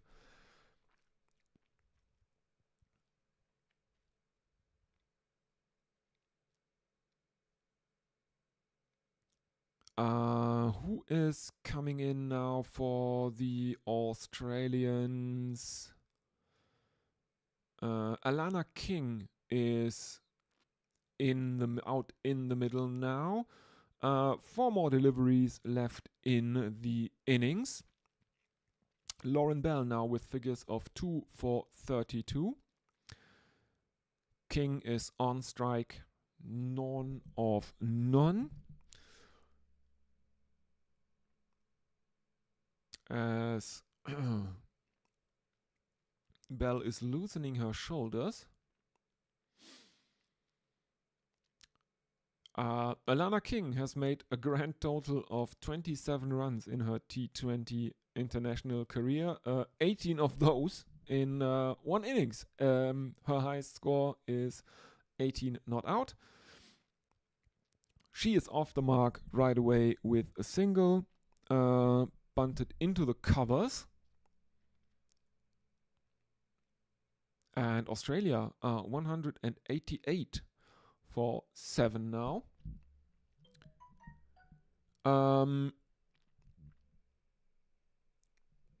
188 for 7, and well, I think the 190 is basically now a formality, but they were looking to cross 200 as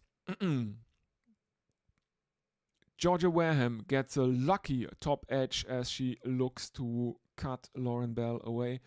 A lucky top edge that finds the boundary at deep third man, and that means the 100.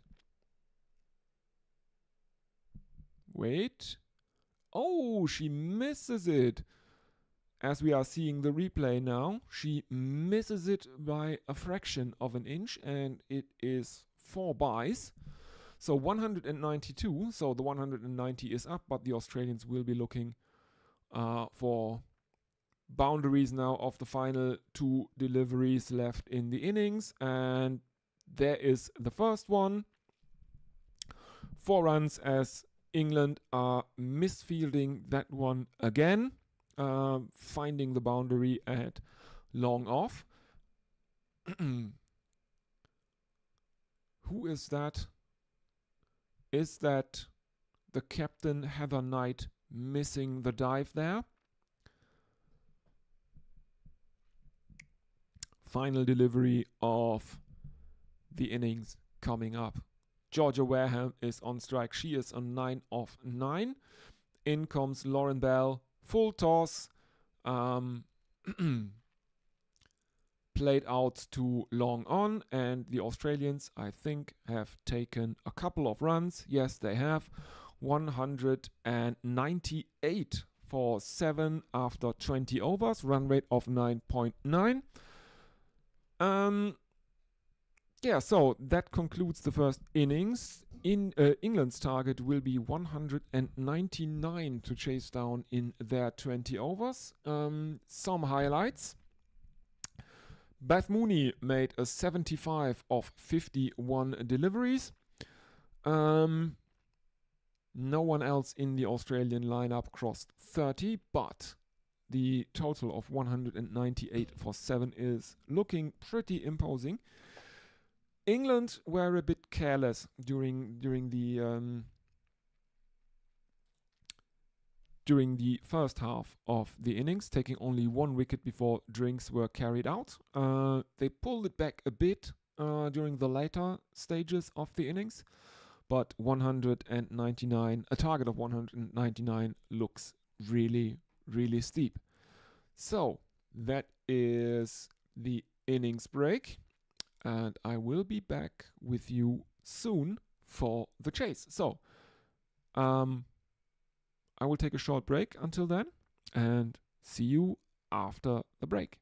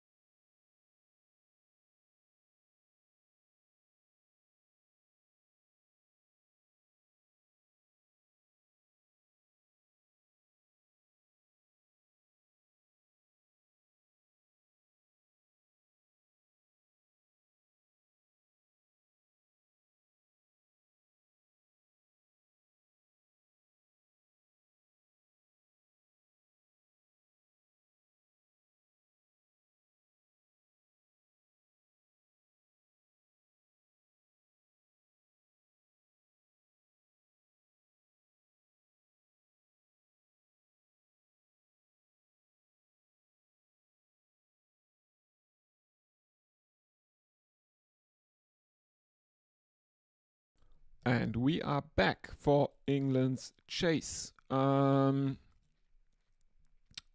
back, everyone. Here we are. This will have to go away.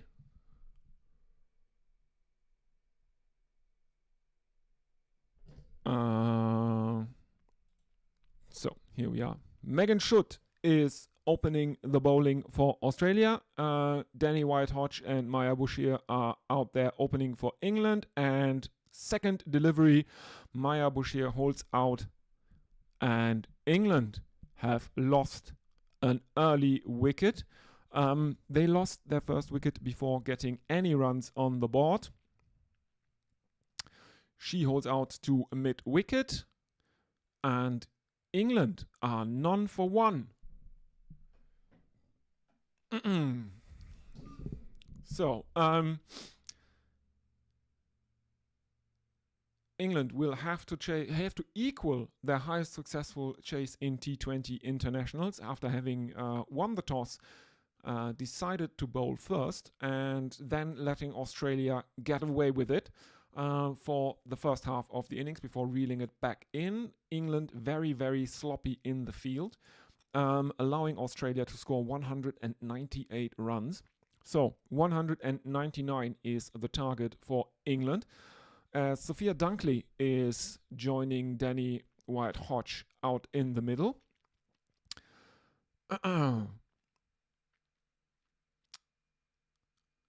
And we are seeing Mooney behind the stumps, standing up to Megan Schutt. In comes Schutt again, right arm over the wicket. Defended back towards point by Sophia Dunkley, and there is no run.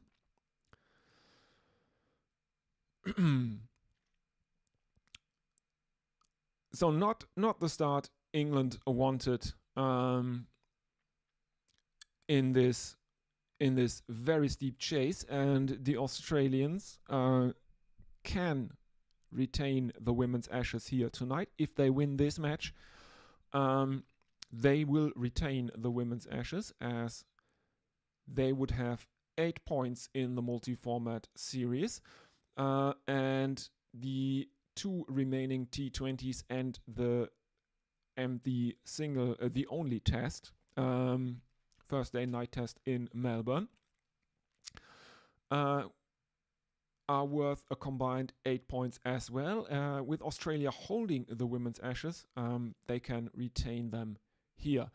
As Sophia Dunkley is pulling Megan Schutt, and this time it's not a catch at mid-wicket, even though there is a fielder in the vicinity. It bounces once over the rope, 4 runs for England, and they are on the board, 4 for 1.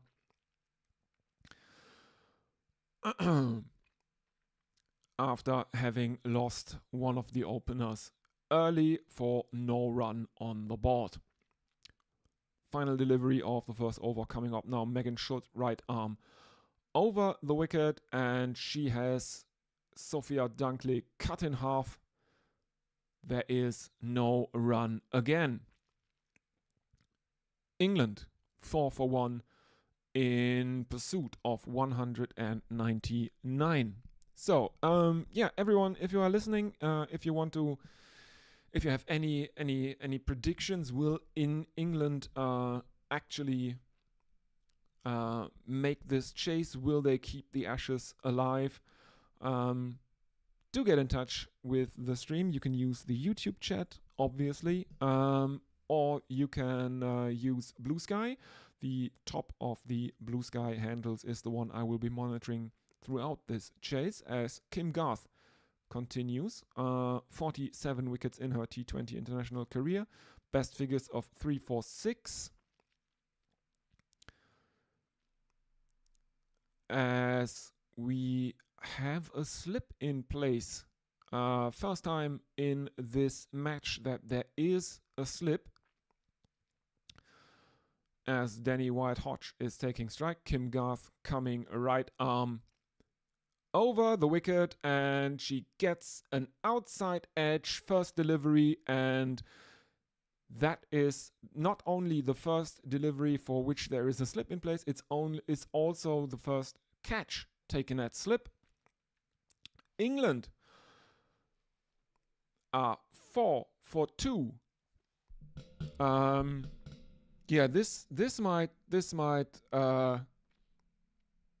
This might actually be over relatively quickly, as Danny Wyatt-Hodge is caught. Litchfield bowled Garth for naught. The second duck in the English innings. It's also a golden duck for Danny Wyatt-Hodge.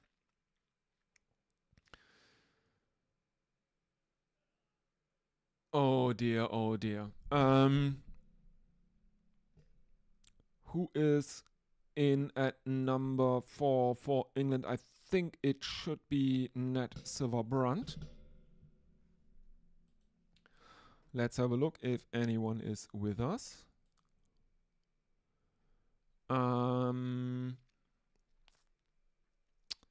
Doesn't look like it.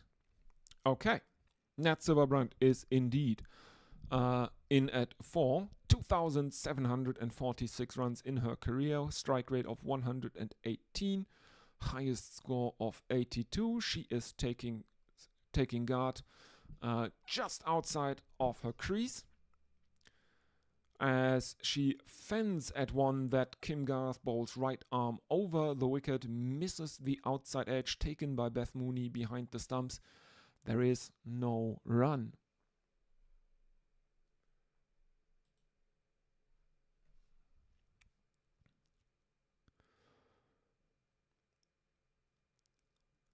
In comes Kim Garth again, right arm over the wicket, and she hits Nat Silverbrandt.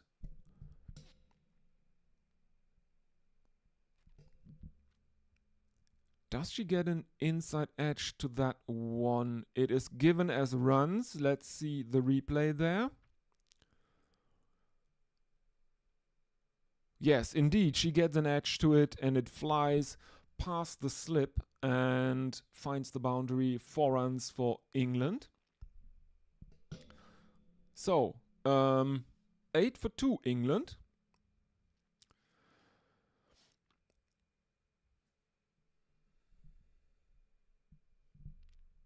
As Garth continues right arm over the wicket. This one is nipping in a bit. Hits Nat Silverbrandt high on the thigh guard. No appeal for LBW or anything like that. Dot ball. England remain 8 for 2. In comes Kim Garth again. Right arm over the wicket and cut towards backward point by Silverbrandt. And there is, again, no run. Final delivery of Kim Garth's first over. Figures of 1 for 4 thus far. England need 191 further runs from 109 deliveries. And it looks a lot like the women's Ashes are remaining in Australia. Dab towards backward point by Nat Silverbrandt. Fielder, who is that? Is that debutant Georgia Wall? Looks like it. Dives, misses it, and Nat Silverbrandt finds the boundary. 12 for 2 England. Silverbrandt on 8 of 5. Dunkley on 4 of 4.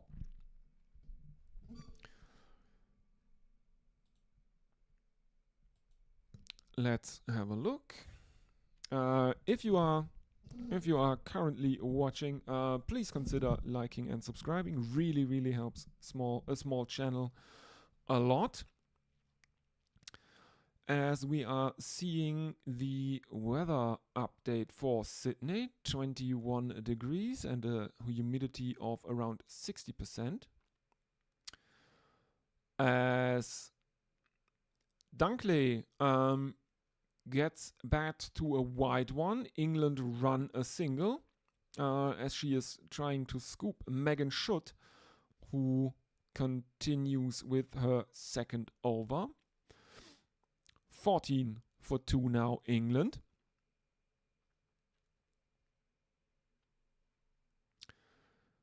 Target is 199, and it would equal England's highest ever successful T20 international chase. In comes Megan Schutt again, hits Nat Silverbrandt high on the thigh again. There is no run, as she is looking to lap sweep that one.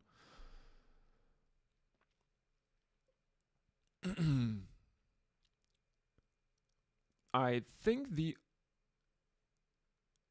both teams have it looks a bit like, at least the Australians have these GPS trackers sewn into the back of the neck on their kits. From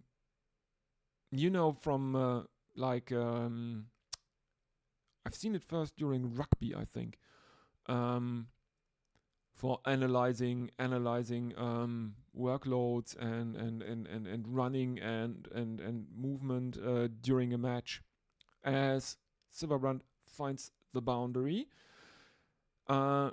Next one is played out to mid-on, and there is no run.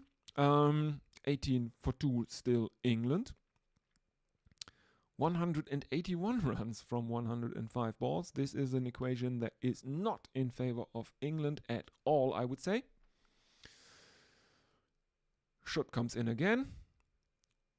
Right arm over the wicket, and this one is slashed towards long on by Nat Silverbrandt, and there are 4 more runs in that for England. So 22 for 2, as Richie Benno would say.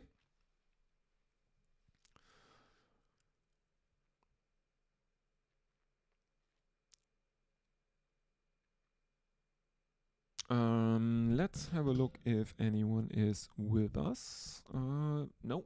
Megan Schutt continues. Clipped off the legs of Nat Silverbrandt, and again she finds the boundary in the leg side, backward of square. 4 more runs for England. 26 for 2 now. And if England want to have any chance of keeping the Ashes alive, they will need Nat Silverbrandt probably to go big here. She's on 20 of 10. Sophia Dunkley on the other end is on 4 of 4. In comes Megan Schutt, final delivery of her over. This one is full and played out to mid-on by Nat Silverbrandt, and there is no run. 26 for 2, England still.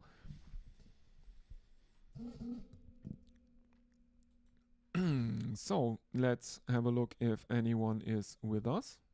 Please, if you're listening, do get in touch with me. Use either the YouTube chat, or you can use Blue Sky.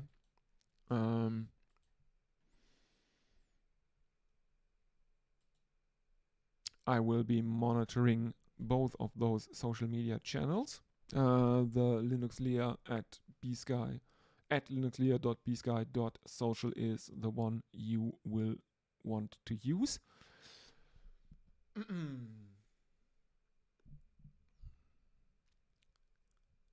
Kim Garth continues for her second over.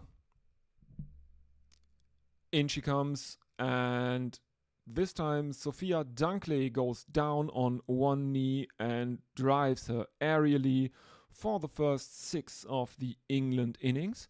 There were 2 sixes hit in the Australian innings. So England 34 for 2. So the third 6 of the match in a total, first of the English innings.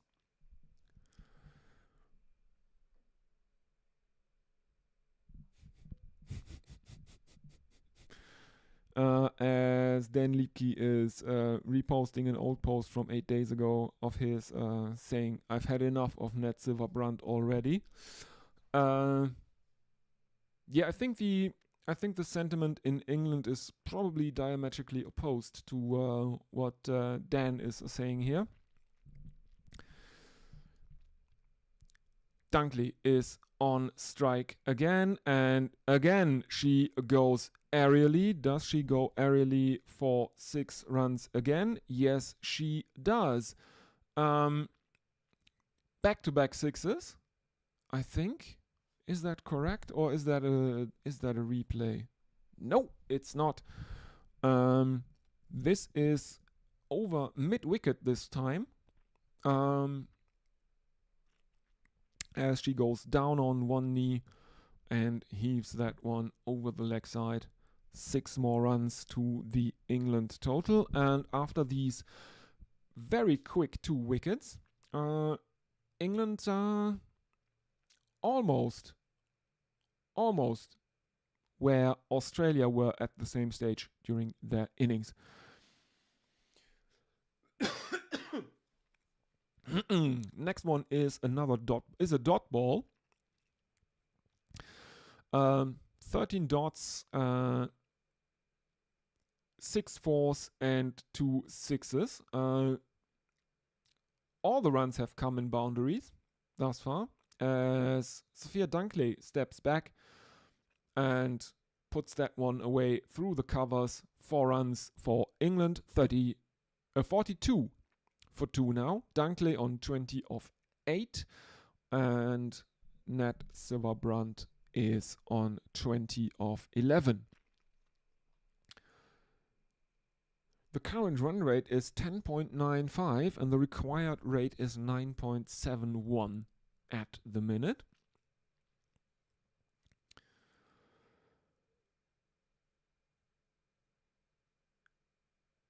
In comes Kim Garth again. There is a third man. There is a backwards square leg. Dot ball as Dunkley plays her out into the leg side. 42 for 2. Final delivery of the over coming up. Kim Garth with figures of 1 for 24 from 1.5 overs. She started excellent. Took a wicket first ball of her spell. In she comes again. Right arm over the wicket. And Sophia Dunkley is having none of that and scores another 6 runs over long on.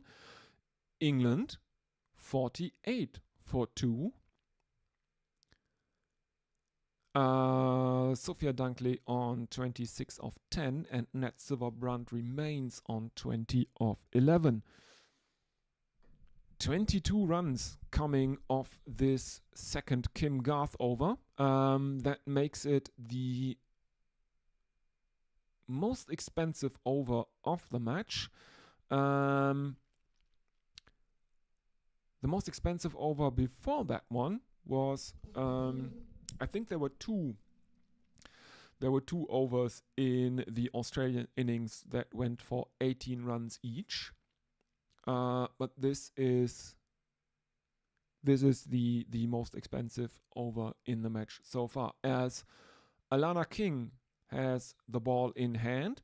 21 wickets in her career, an economy of 6.31.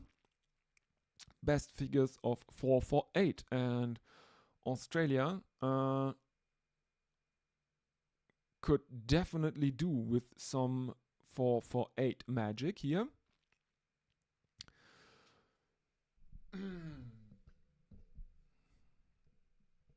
As we are seeing replays of Sophia Dunkley's sixes. Alana King bowling some right arm over the wicket leg breaks, and this one breaks a lot. And Ned Silverbrand is outfoxed by the leg spinner Alana King and is clean bowled. Ned Silverbrand bowled King 20 of 12, and England are right back in deep trouble. Let's put it that way. 48-4-3. Sophia Dunkley on 26,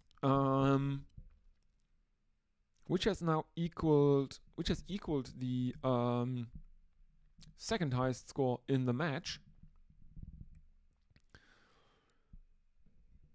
4.1 overs gone. The highest score in the match thus far is Beth Mooney, who made an excellent 75.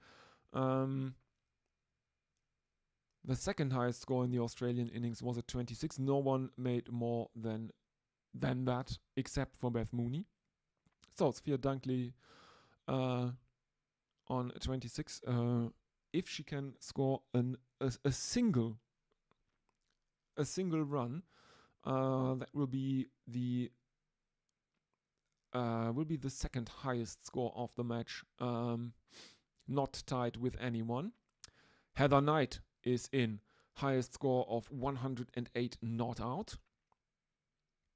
England 48-4-3 with a target of 199 as Knight is on strike, and Alana King comes in right arm over the wicket. This one down the leg side, helped on its way by she's trying to help it on its way, but she looks like she underestimates the spin that Alana King is getting here. Heather Knight, and she runs a couple of leg byes. So 50 up for England, 50 for 3. Dabbed towards point by Heather Knight, and there is no run. The comparison, how many deliveries the teams took to reach their 50, England have used 26. The Australians took 40 in their innings, but the problem for England is that they have already lost 3 wickets inside the first power play. The Australians only lost 1, and they lost only 1 in the first 10 overs. Then wickets started to tumble shortly after the drinks break after the 10th over.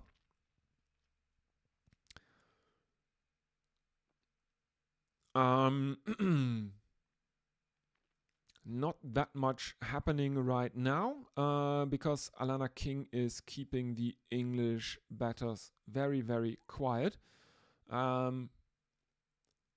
A wicket, 2 leg byes in her over. Alana King with figures of 1 for none. England 50 for 3 after 5 overs. Run rate of 10.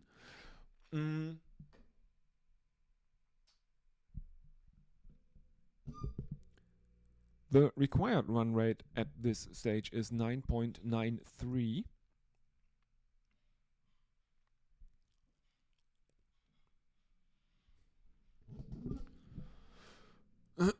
I don't know why there seems to be a bit of a delay. We are seeing pictures from the stands now, looking out over the ground, and Annabelle Sutherland is continuing.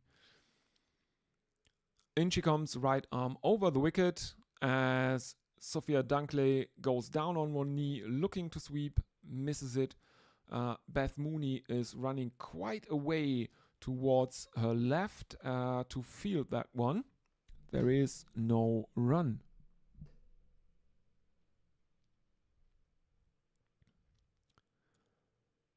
We are now seeing replays of Dunkley's boundaries as Sutherland continues. Slashed to cover by Dunkley. Fielded though. And there is no run as there is a fielder relatively close in.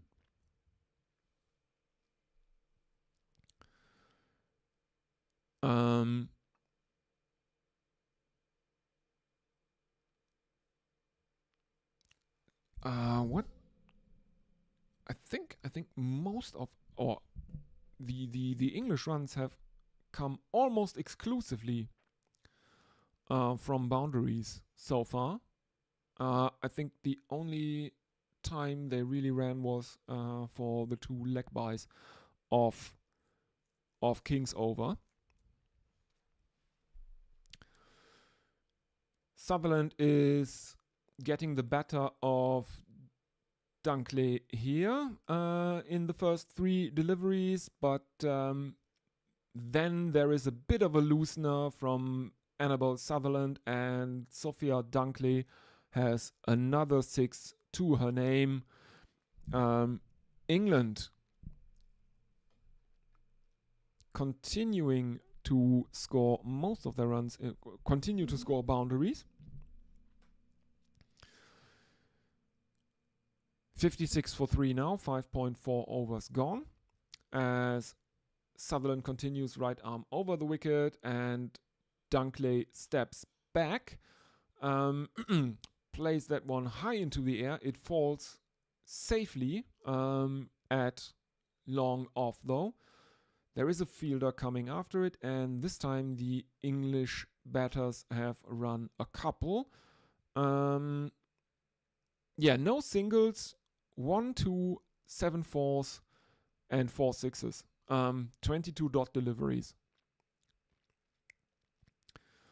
Final delivery coming up, and Dunkley steps back, uppercuts that one towards the point boundary. 4 runs for England, 62 for 3.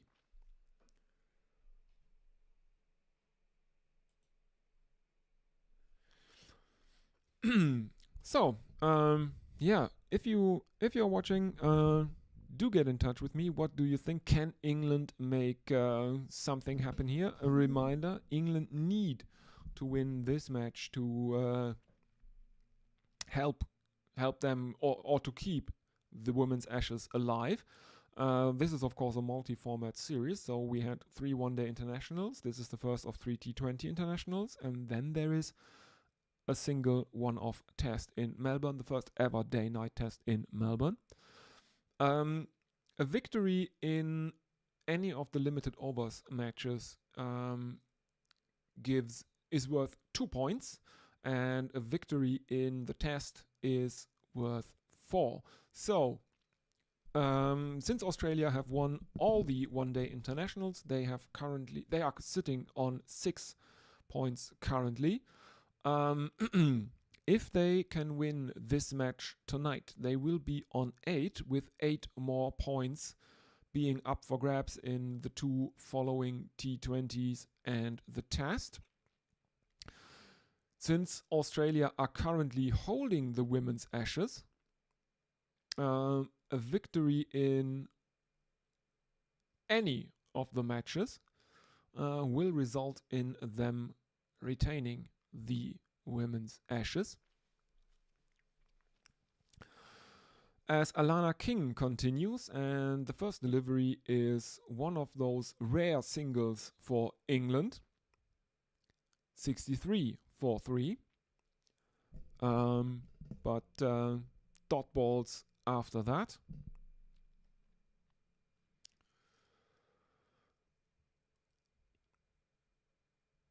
In comes Alana King, and Sophia Dunkley is stepping away to the offside and pulling King behind square on the leg side, but it is fielded by short fine leg.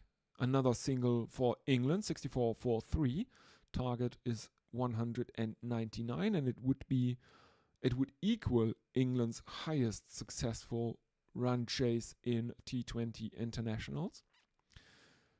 Heather Knight is on strike. Alana King coming in right arm over the wicket. Heather Knight dances down the pitch and deposits her over long off for another 4 runs.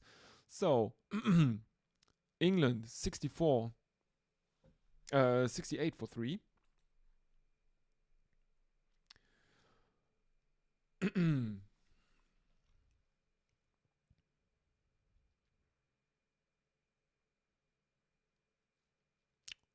final delivery of Alana King's second over is coming up. Knight moves on to 5 of 7. In comes Alana King, clipped off the pads of Heather Knight, and there is a single. So England 69 for 3 now. Heather Knight retains the strike. 7 overs have been bowled, and England need 130 runs from 78 deliveries.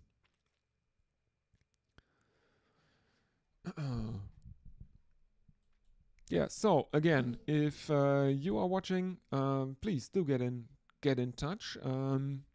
What are your expectations? Will England make something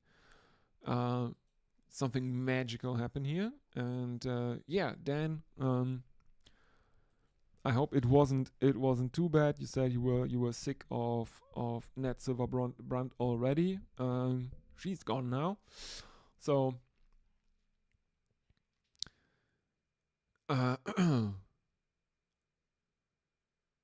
Let's have a look. Oh, there is an interesting tidbit on the screen now. So Heather Knight has captained England 94 times in T20 internationals. Thus, she is the sole record holder for T20 internationals as England captain. 94 now. Before today, she was tied with Charlotte Edwards, who captained 93 times.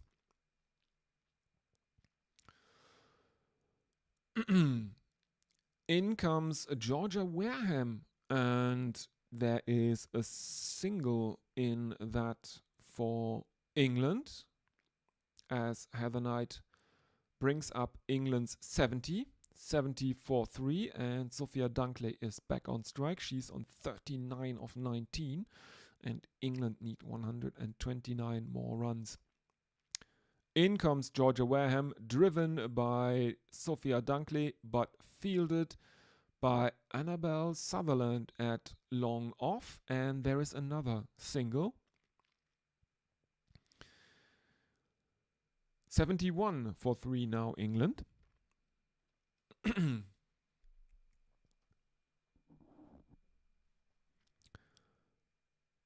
What is going on here? Heather Knight mistimes one, but doesn't really matter. I think she finds the boundary at long on,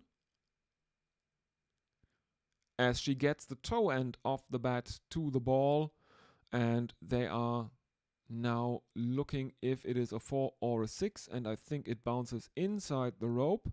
Yes, it does indeed. There are 4 more runs for England, and the English batters continue to score their runs in boundaries. Most of the runs in boundaries. The Australians much more proactive with their running. I think the English plan seems to be power hitting, slogging their way to victory. Now they are starting to rotate the strike a bit more, as Heather Knight gets another single of Georgia Wareham. She has moved on to 12 of 11, and Sophia Dunkley is on 40 of 20. Second highest score of the match, and she finds the boundary over cover, up and over cover. 44 of 21, Sophia Dunkley. Second highest score of the match. Highest score thus far is Beth Mooney, who played a very, very good, made a very good 75. No other Australian was able to make more than 26, which was, I think, Talia McGrath. Another boundary from Dunkley to end Georgia Wareham's first over. After she brought up the 80 for England with the 5th delivery. 80 for 3 now. 8 overs gone. 15 runs. And the English run rate is 10.5 and the required rate is 9.58 at the moment.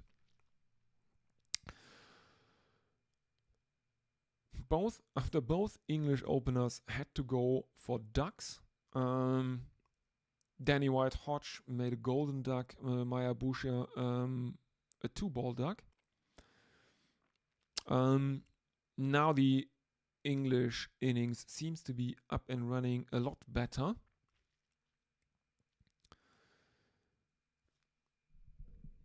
As Heather Knight takes a couple of the first delivery of Talia McGrath's first delivery.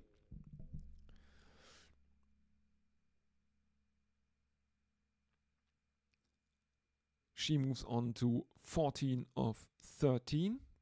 Next delivery is another dot ball, 86 for 3. 113 more runs needed. They have 70 balls left to do it with.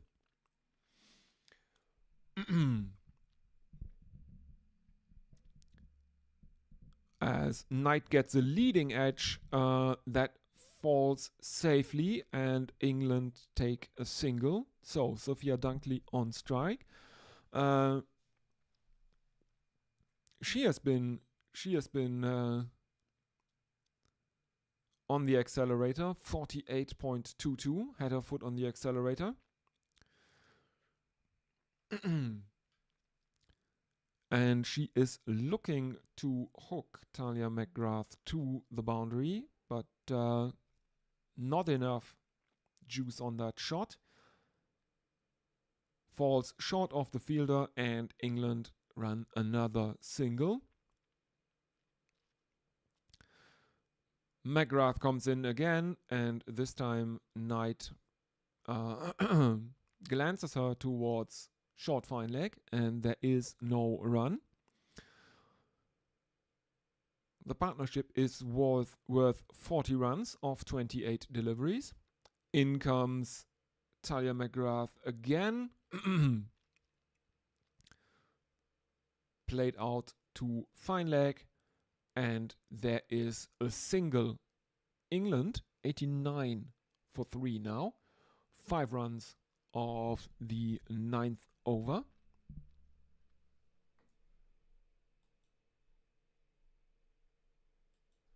Let's have a look if anyone is with us.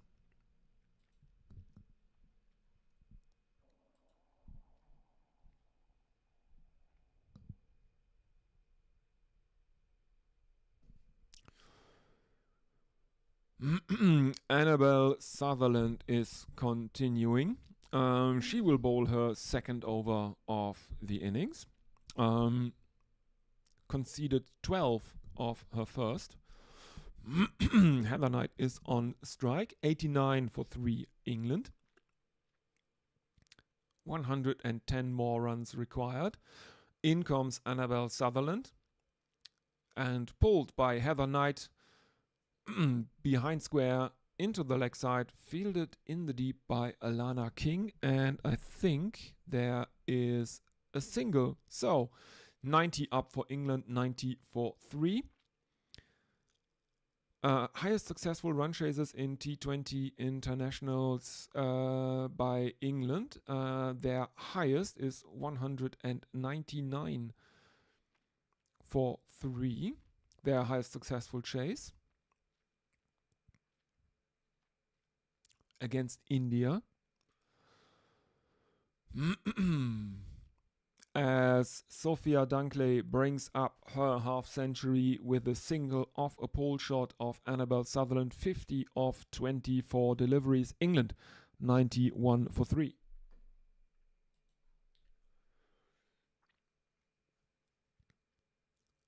A strike rate of over 200, pretty good. 4 sixes this innings. For comparison, there were 2 sixes in total in the Australian innings.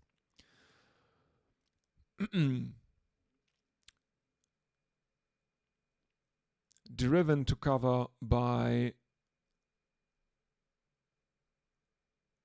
Heather Knight, and the English have taken a single, so Sophia Dunkley is back on strike.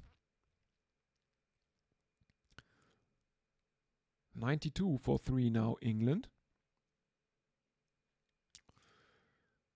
The current run rate is 9.68. It's come down a bit, and the required rate has risen over 10.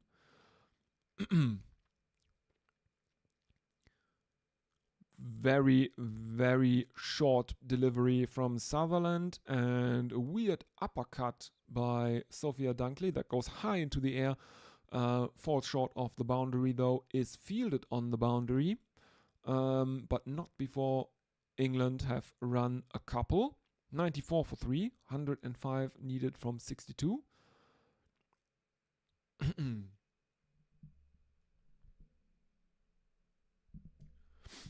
Cover drive from Dunkley off Sutherland, and they take a single again. 95 for 3. As next in would be Jones, followed by Kemp, and then Dean. 95 for 3 England. Target is again 199. 104 more runs are needed from 61 deliveries. In comes Annabel Sutherland, and she hits Heather Knight high on the thigh. I think that will be given as leg buys as England run a single, and indeed it is a leg buy. So 96 for 3 England in pursuit of 100 and of a target of 199. They are ahead of where Australia were at this stage in their innings. They have lost more wickets though, and that brings up a drinks break. And I will be with you very, very shortly again.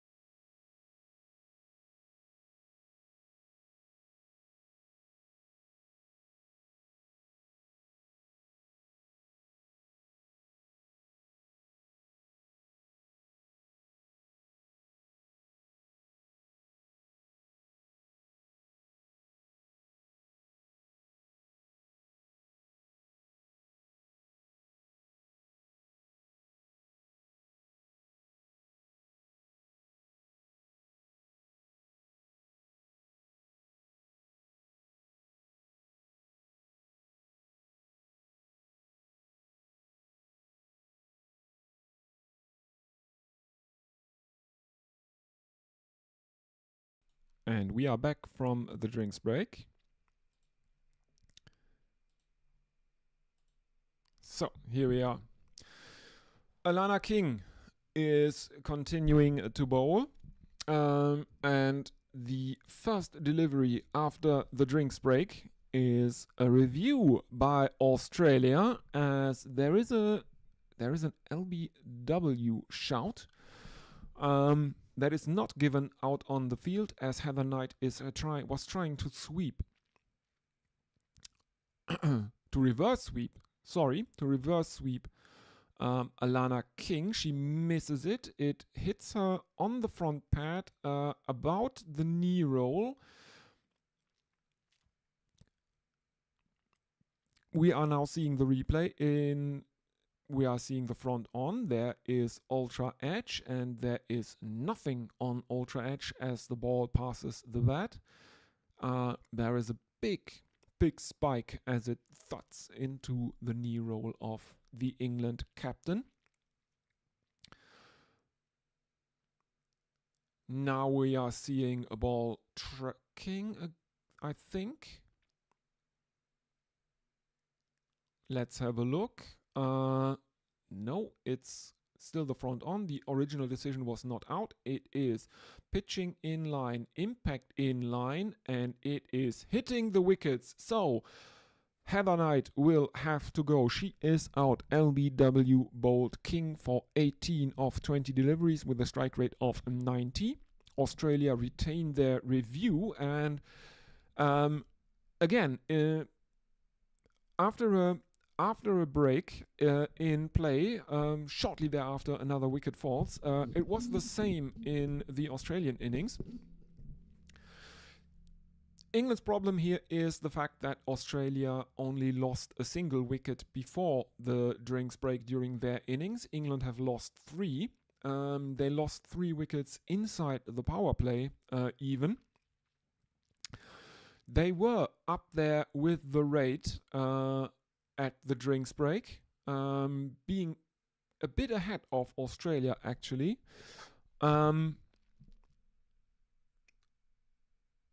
But now they are 96 for 4. They still need 103 runs, as Amy Jones is coming out into the middle. She replaces Heather Knight, a strike rate of 122.7 in her career.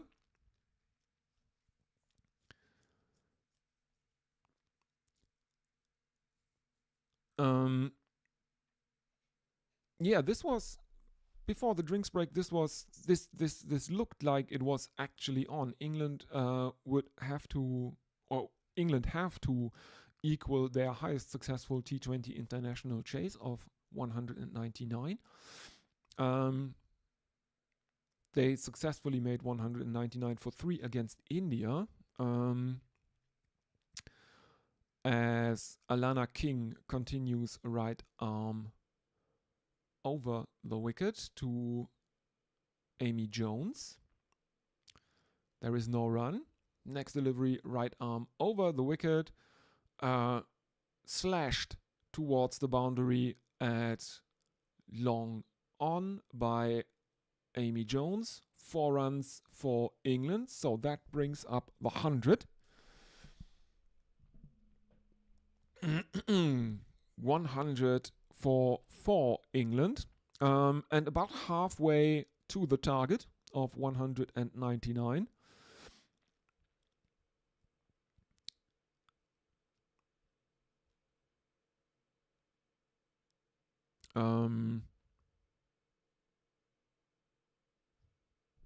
The scoring on the screen is gone a bit weird again. Now we are seeing that the next delivery is a single. So Sophia Dunkley is back on strike as England are 101 for 4.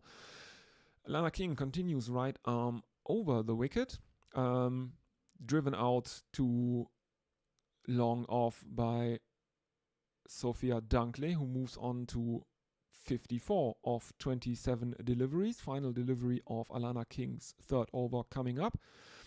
England 102 for 4. Right arm over the wicket comes Lana King. Cut away by Amy Jones. And England have taken another single to end the over. So that means 7 runs and 1 wicket have come off Alana King's third over. England are now slightly behind where Australia were at this stage in their innings run-wise. They have lost,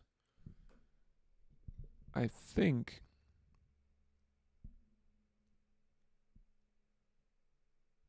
3 wickets more than the Australians had at this stage. Talia McGrath is coming in again. She will continue with her second over. In she comes, right arm over the wicket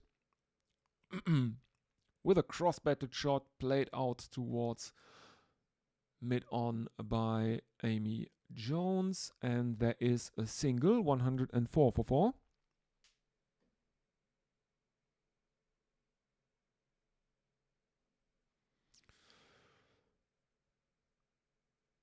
In she comes again, right arm over the wicket, and Sophia Dunkley goes down on one knee and pulls her into the leg side, and there is a fielder out in the deep diving for that one. Can't reach it though. And England get another boundary, 4 runs, 108 for 4. Right arm over the wicket. Cover drive by Dunkley, fielded. And there is another single for England, 109 for 4. 11.3 overs gone. Australia were 2 for 109 at this stage. So England coming back up a bit. Jones clips one off her pads, and there is another single, 110 for 4 now. Sophia Dunkley is back on strike. She is definitely the player that England need to go big here. And McGrath continues, right arm over the wicket, and this one is gone. Sophia Dunkley has to go for 59 as she is bowled by Talia McGrath, and England are 110 for 5.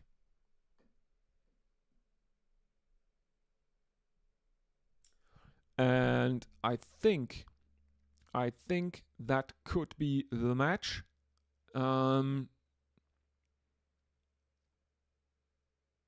That could be the match for Australia, and that would mean that Australia have retained the Women's Ashes. Again, this is a multi-format series. Australia have won all 3 one-day internationals. There are 3 T20 internationals in the series and a test. Each limited overs match is worth 2 points, and the test is worth 4 points. So that's 16 points all told, and Australia already have 6. If they win this match, they will ensure that the series is at least drawn. From their perspective, it's at least drawn. And since Australia are currently holding the Women's Ashes, they will retain them with the drawn series here in Australia. As Freya Kemp is coming in, McGrath is changing to right arm around the wicket for the left-hander. Played into the leg side by Kemp, and she is off the mark with a couple of runs off the first delivery she faces. And England end the 12th over on 112 for 5. Freya Kemp, I can tell you, has an average of 18.71 in T20 internationals with the bat. As we are seeing the points table, first ODI was won by Australia by 4 wickets, the second one by 21 runs, and the third one by 86 runs. Today is the first T20 international. I think the next one will be on Thursday. I will be doing that one as well. Let's have a look at the schedule. Women's Ashes, all right.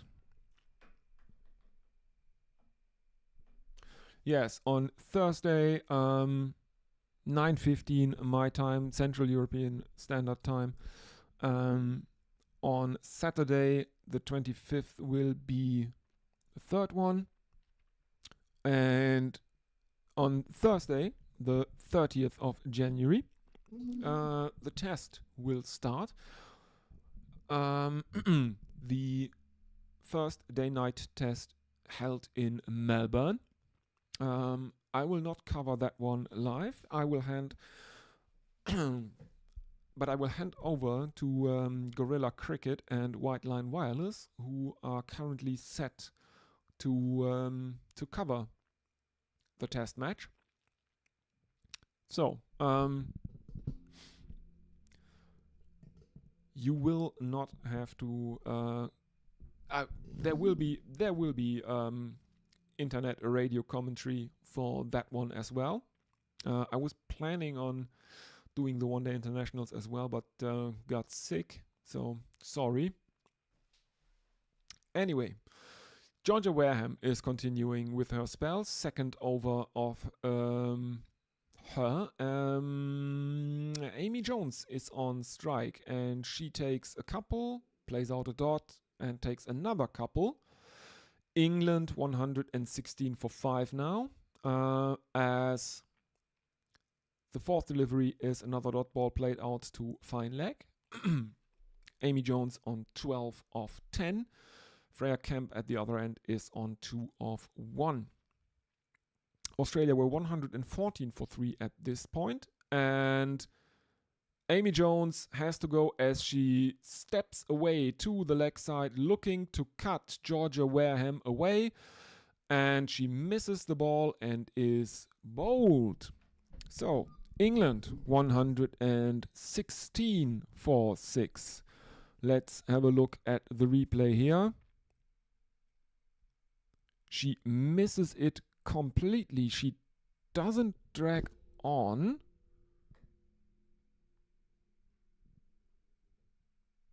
She is clean bowled. She has to go bowled Wareham for 12. And yeah, I think now England have a bit of a problem, because Amy Jones is definitely the last of their players that is a batter. So just the bowlers now to come. Maybe they can make it interesting.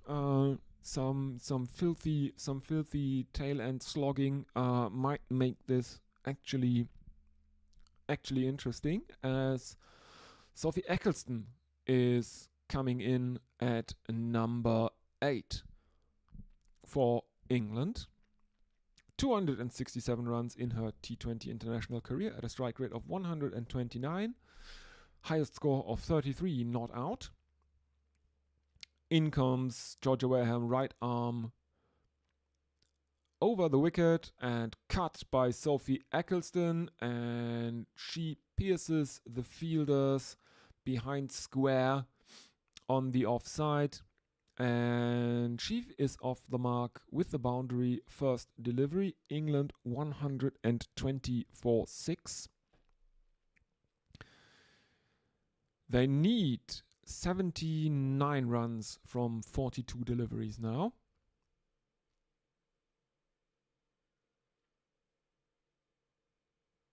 I don't know what's going on, why the score is not updated on screen. There doesn't seem to be any discussion about whether that's a boundary, because there is no question about it. It was along the ground, all the way to the rope. I don't know what's going on. I I remember that during the Border Gavaskar Trophy there were some problems with the on-screen scoring ribbon, as Megan Schutt is continuing, right arm over the wicket to the left-handed Freya Kemp, and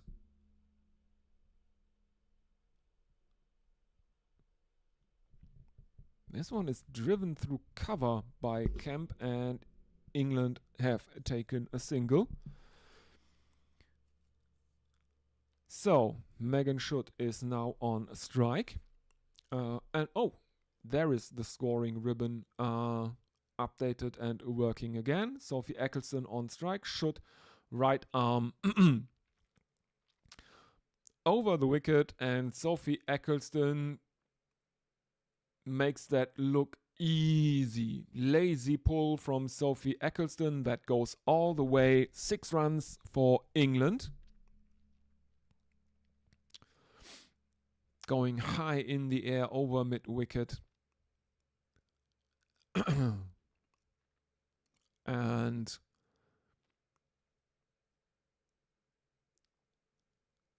Schutt continues. Full toss down the leg side. That is given as a wide. England move on to 128 for 6. Eccleston on strike, 10 of 2 now. 71 runs needed from 40 deliveries.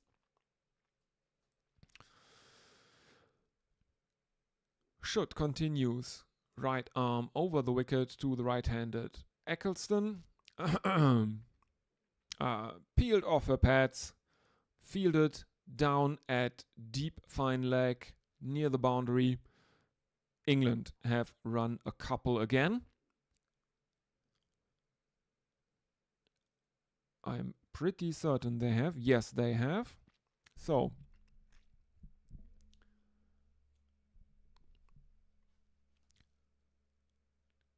let's have a look. It's Phoebe Litchfield who fielded that one out at the boundary. 130 up for England. Megan Schutt comes in again. On drive by Sophie Eccleston, that is fielded at long on. There is another single. So Freya Kemp is on strike. 2 more deliveries left in Megan Schutt's third over. 131 for 6 England now. 68 runs from 38 deliveries. Kemp drives at 1 as Megan Schutt continues a right arm over the wicket to the left-handed Freya Kemp. She drives at it, gets an outside edge, and it flies past the fielder down there at third man. And that is another boundary for England. 135 for 6 now. In comes Schutt again, final delivery. Lofted shot into the offside that falls safely behind Phoebe Litchfield. But it doesn't reach the boundary, and England will have to do with a couple of runs from that. 137 for 6, 14 overs gone. 17 runs of that Megan Schutt over. England's current run rate is 9.78. The required run rate is 10.33.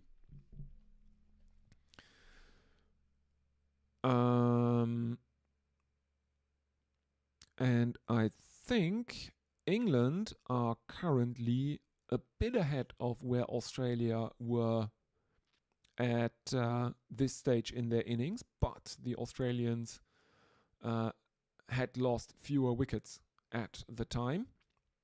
Georgia Wareham continues. Eccleston cuts her away, but there is no run as it is fielded at backward point. England remain on 137 for 6. Yes, England are 11 runs ahead of where Australia were at this stage, but the Australians had lost 2 fewer wickets, and Sophie Eccleston holds out. She is gone. She is gone. Caught Sutherland, bowled Wareham as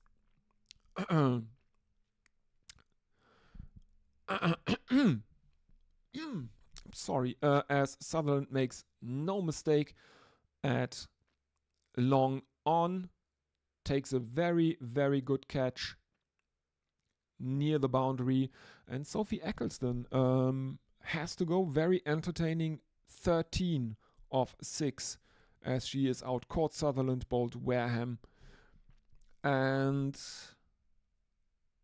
England 137 for 7 now, and I think that means that Charlie Dean is coming in at number 9 for England.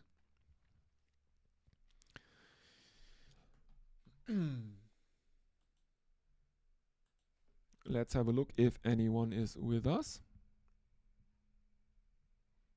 Again, if you are watching, please consider liking and subscribing, and you can always get in touch with me here by using either the YouTube chat or Blue Sky. The top of the Blue Sky handles is the one I will be monitoring throughout the match. Wareham continues as Charlie Dean is out in the middle at number 9 for England. First the delivery, she goes down on one knee and looks for a sweep shot, misses it. There is no run. Next one, she steps back to the leg side, cuts Wareham away, and again there is no run. England remain on 137 for 7. They are now 7 ahead of where Australia were after 14.4 overs. They have lost 3 more wickets though. Cover drive from Charlie Dean as Georgia Wareham continues right arm over the wicket, and the English batters have run a couple. 139 for 7 now.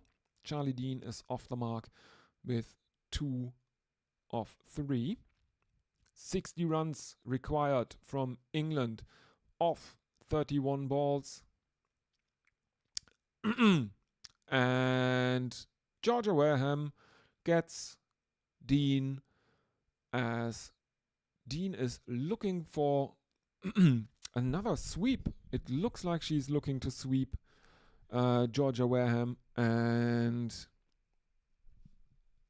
she gets a top edge, and Beth Mooney comes running from behind the stumps into the offside and takes a very, very easy catch out near short extra cover, somewhere around there. And Charlie Dean has to go for 2 out. Caught Mooney, bowled Wareham 2. Strike rate of 50, and England are 139 for 8 after 15 overs. 2 runs and 2 wickets in Georgia Wareham's third over. She has figures of 3 for 25. Yeah, and I think that is the women's Ashes remaining down under in Australia.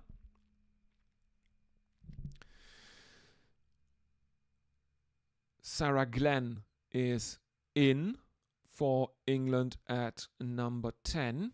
Highest score of 26 for her in her career. as Annabelle Sutherland is set to continue. In she comes, right arm over the wicket, but it is Freya Kemp on strike, the left-hander, who plays Sutherland out to mid-wicket, where it is fielded. The English batters run a single, then they go for a very, very risky second run.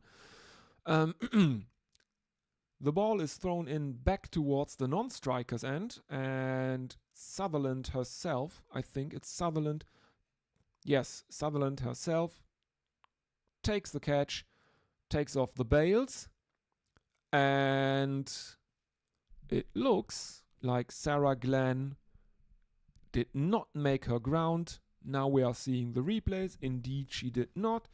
She is out of her crease. She is out, run out. Perry and Sutherland for naught.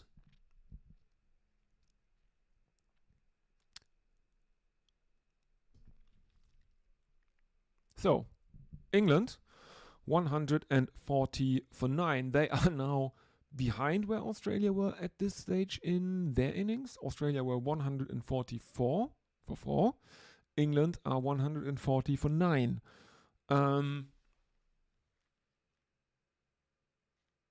Yeah, this is now starting to look very, very unlikely, I have to say.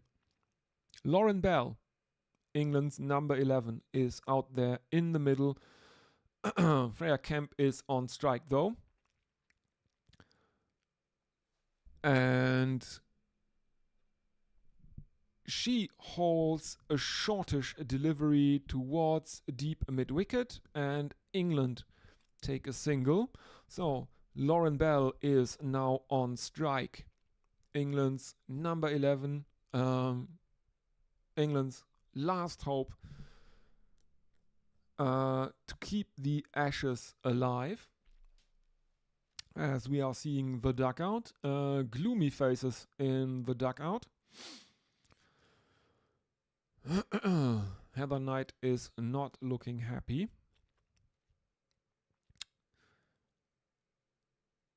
Australia are 1 wicket away from retaining the women's Ashes, and Lauren Bell is all that stands between them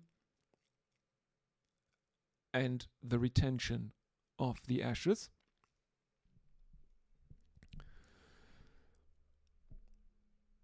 Sutherland continues right arm over the wicket, and there is a dot ball. First delivery that Lauren Bell faces. In she comes again. Bell looking to uppercut a short one from Sutherland, who is told that this is the one bouncer for the over, the one permitted bouncer for the over. England 141 for 9, 15.4 overs gone. Sutherland coming in again, right arm over the wicket, driven at by Bell, but she misses it, and Beth Mooney behind the stumps takes it, and there is no run. Final delivery of the over coming up now. Annabelle Sutherland a bit unlucky thus far. Figures of none for 20 from 2.5 overs. Final delivery, right arm over the wicket, and Bell gets one high into the air, leading edge, and it is taken by Beth Mooney, and England are all out 141, and that means that Australia have retained the women's Ashes with 2 more T20 internationals and a test still to play. England have not been able to win a match down under on this tour. Yeah. So that is that, as they say. Let's have a look. Um, definitely, not a highlight for English fans. This match. Let's have a bit of a recap what happened. England won the toss, decided to bowl first, then proceeded with some sloppy, very, very sloppy feeling. Dropped catches and miscommunications in the field meant that the Australians lost only a single wicket. Debutant Georgie Vall in the first half of their innings. England pulled it back a bit during the latter half of the innings, but they couldn't prevent Australia from posting a total of 198 for 7. Standout performance for Australia was their anchor and keeper Beth Mooney, who made 75. No one else made more than 26, which was Talia McGrath. Pick of the England bowlers were Lauren Bell and Sophie Eccleston. Both of them got 2. The remaining wickets were taken by Freya Kemp and Charlie Dean, who took 1 each.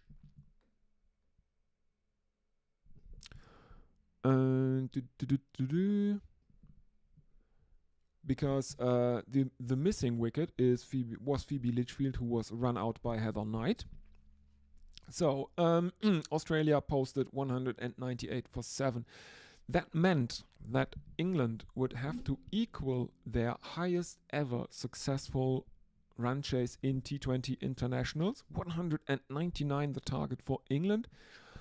And they didn't start very well. Both openers got ducks. Danny White-Hodge made it a golden one as well. But then Sophia Dunkley and Nat Silver-Brunt were hitting out for a little bit. Both of them posting double-digit scores. Sophia Dunkley made 59 of 30. Nat Silver-Brunt made 20 of 12. And it looked a bit like it might actually be on before England then proceeded to collapse to 141 all out, thus giving Australia another 2 points in this multi-format series, which means that Australia have retained the Women's Ashes because England can only draw the series, and that is only if they win every single game. 2 more T20 internationals and a single test remaining. England need to win all of those matches to draw the series, but since the Australians are holding the Ashes at the moment, a drawn series means they will retain them. So that is that. Let's have a look at the Australian bowling card. There are Georgia Wareham was the pick of the bowlers for Australia. She took 3 wickets. Alana King took another 2, and Megan Schutt, Kim Garth, Annabelle Sutherland, and Talia McGrath all took a single wicket. So Australia, no bowler in the Australian bowling lineup went wicketless in this capitulation from England. So congratulations to Australia for retaining the Ashes. The next match in this series will be on Thursday, the 23rd of January, 9:15 Central European Standard Time.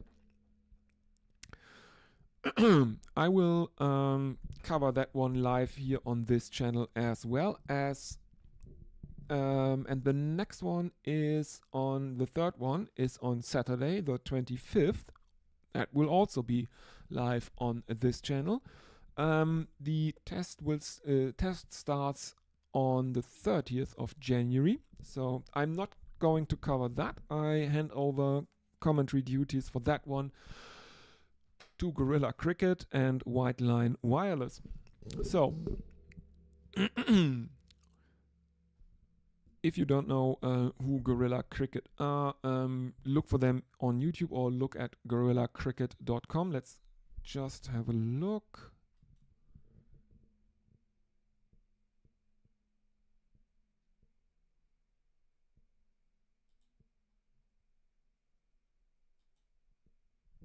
There you go.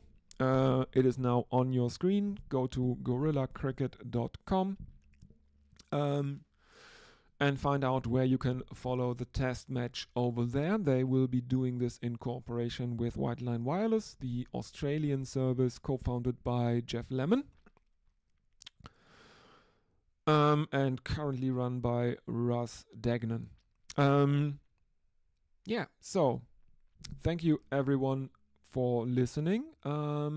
If you don't want to miss anything here, if you don't want to miss the next T20 International on Thursday, may I suggest you subscribe to this channel. It doesn't cost you anything and you will be notified the minute I schedule the next live stream for the Women's Ashes. I'm currently not 100% sure what is coming up after the Women's Ashes, but apparently the Australians are not covering, or no Australian broadcaster is covering Australia's tour to Sri Lanka, apparently. So maybe I can get some people together to do that one. Would be fun. 2 tests there. So, yes, thank you everyone for watching. And again, if you enjoy this, please like and subscribe. And I will see everyone on Thursday. Thank you everyone. Bye bye.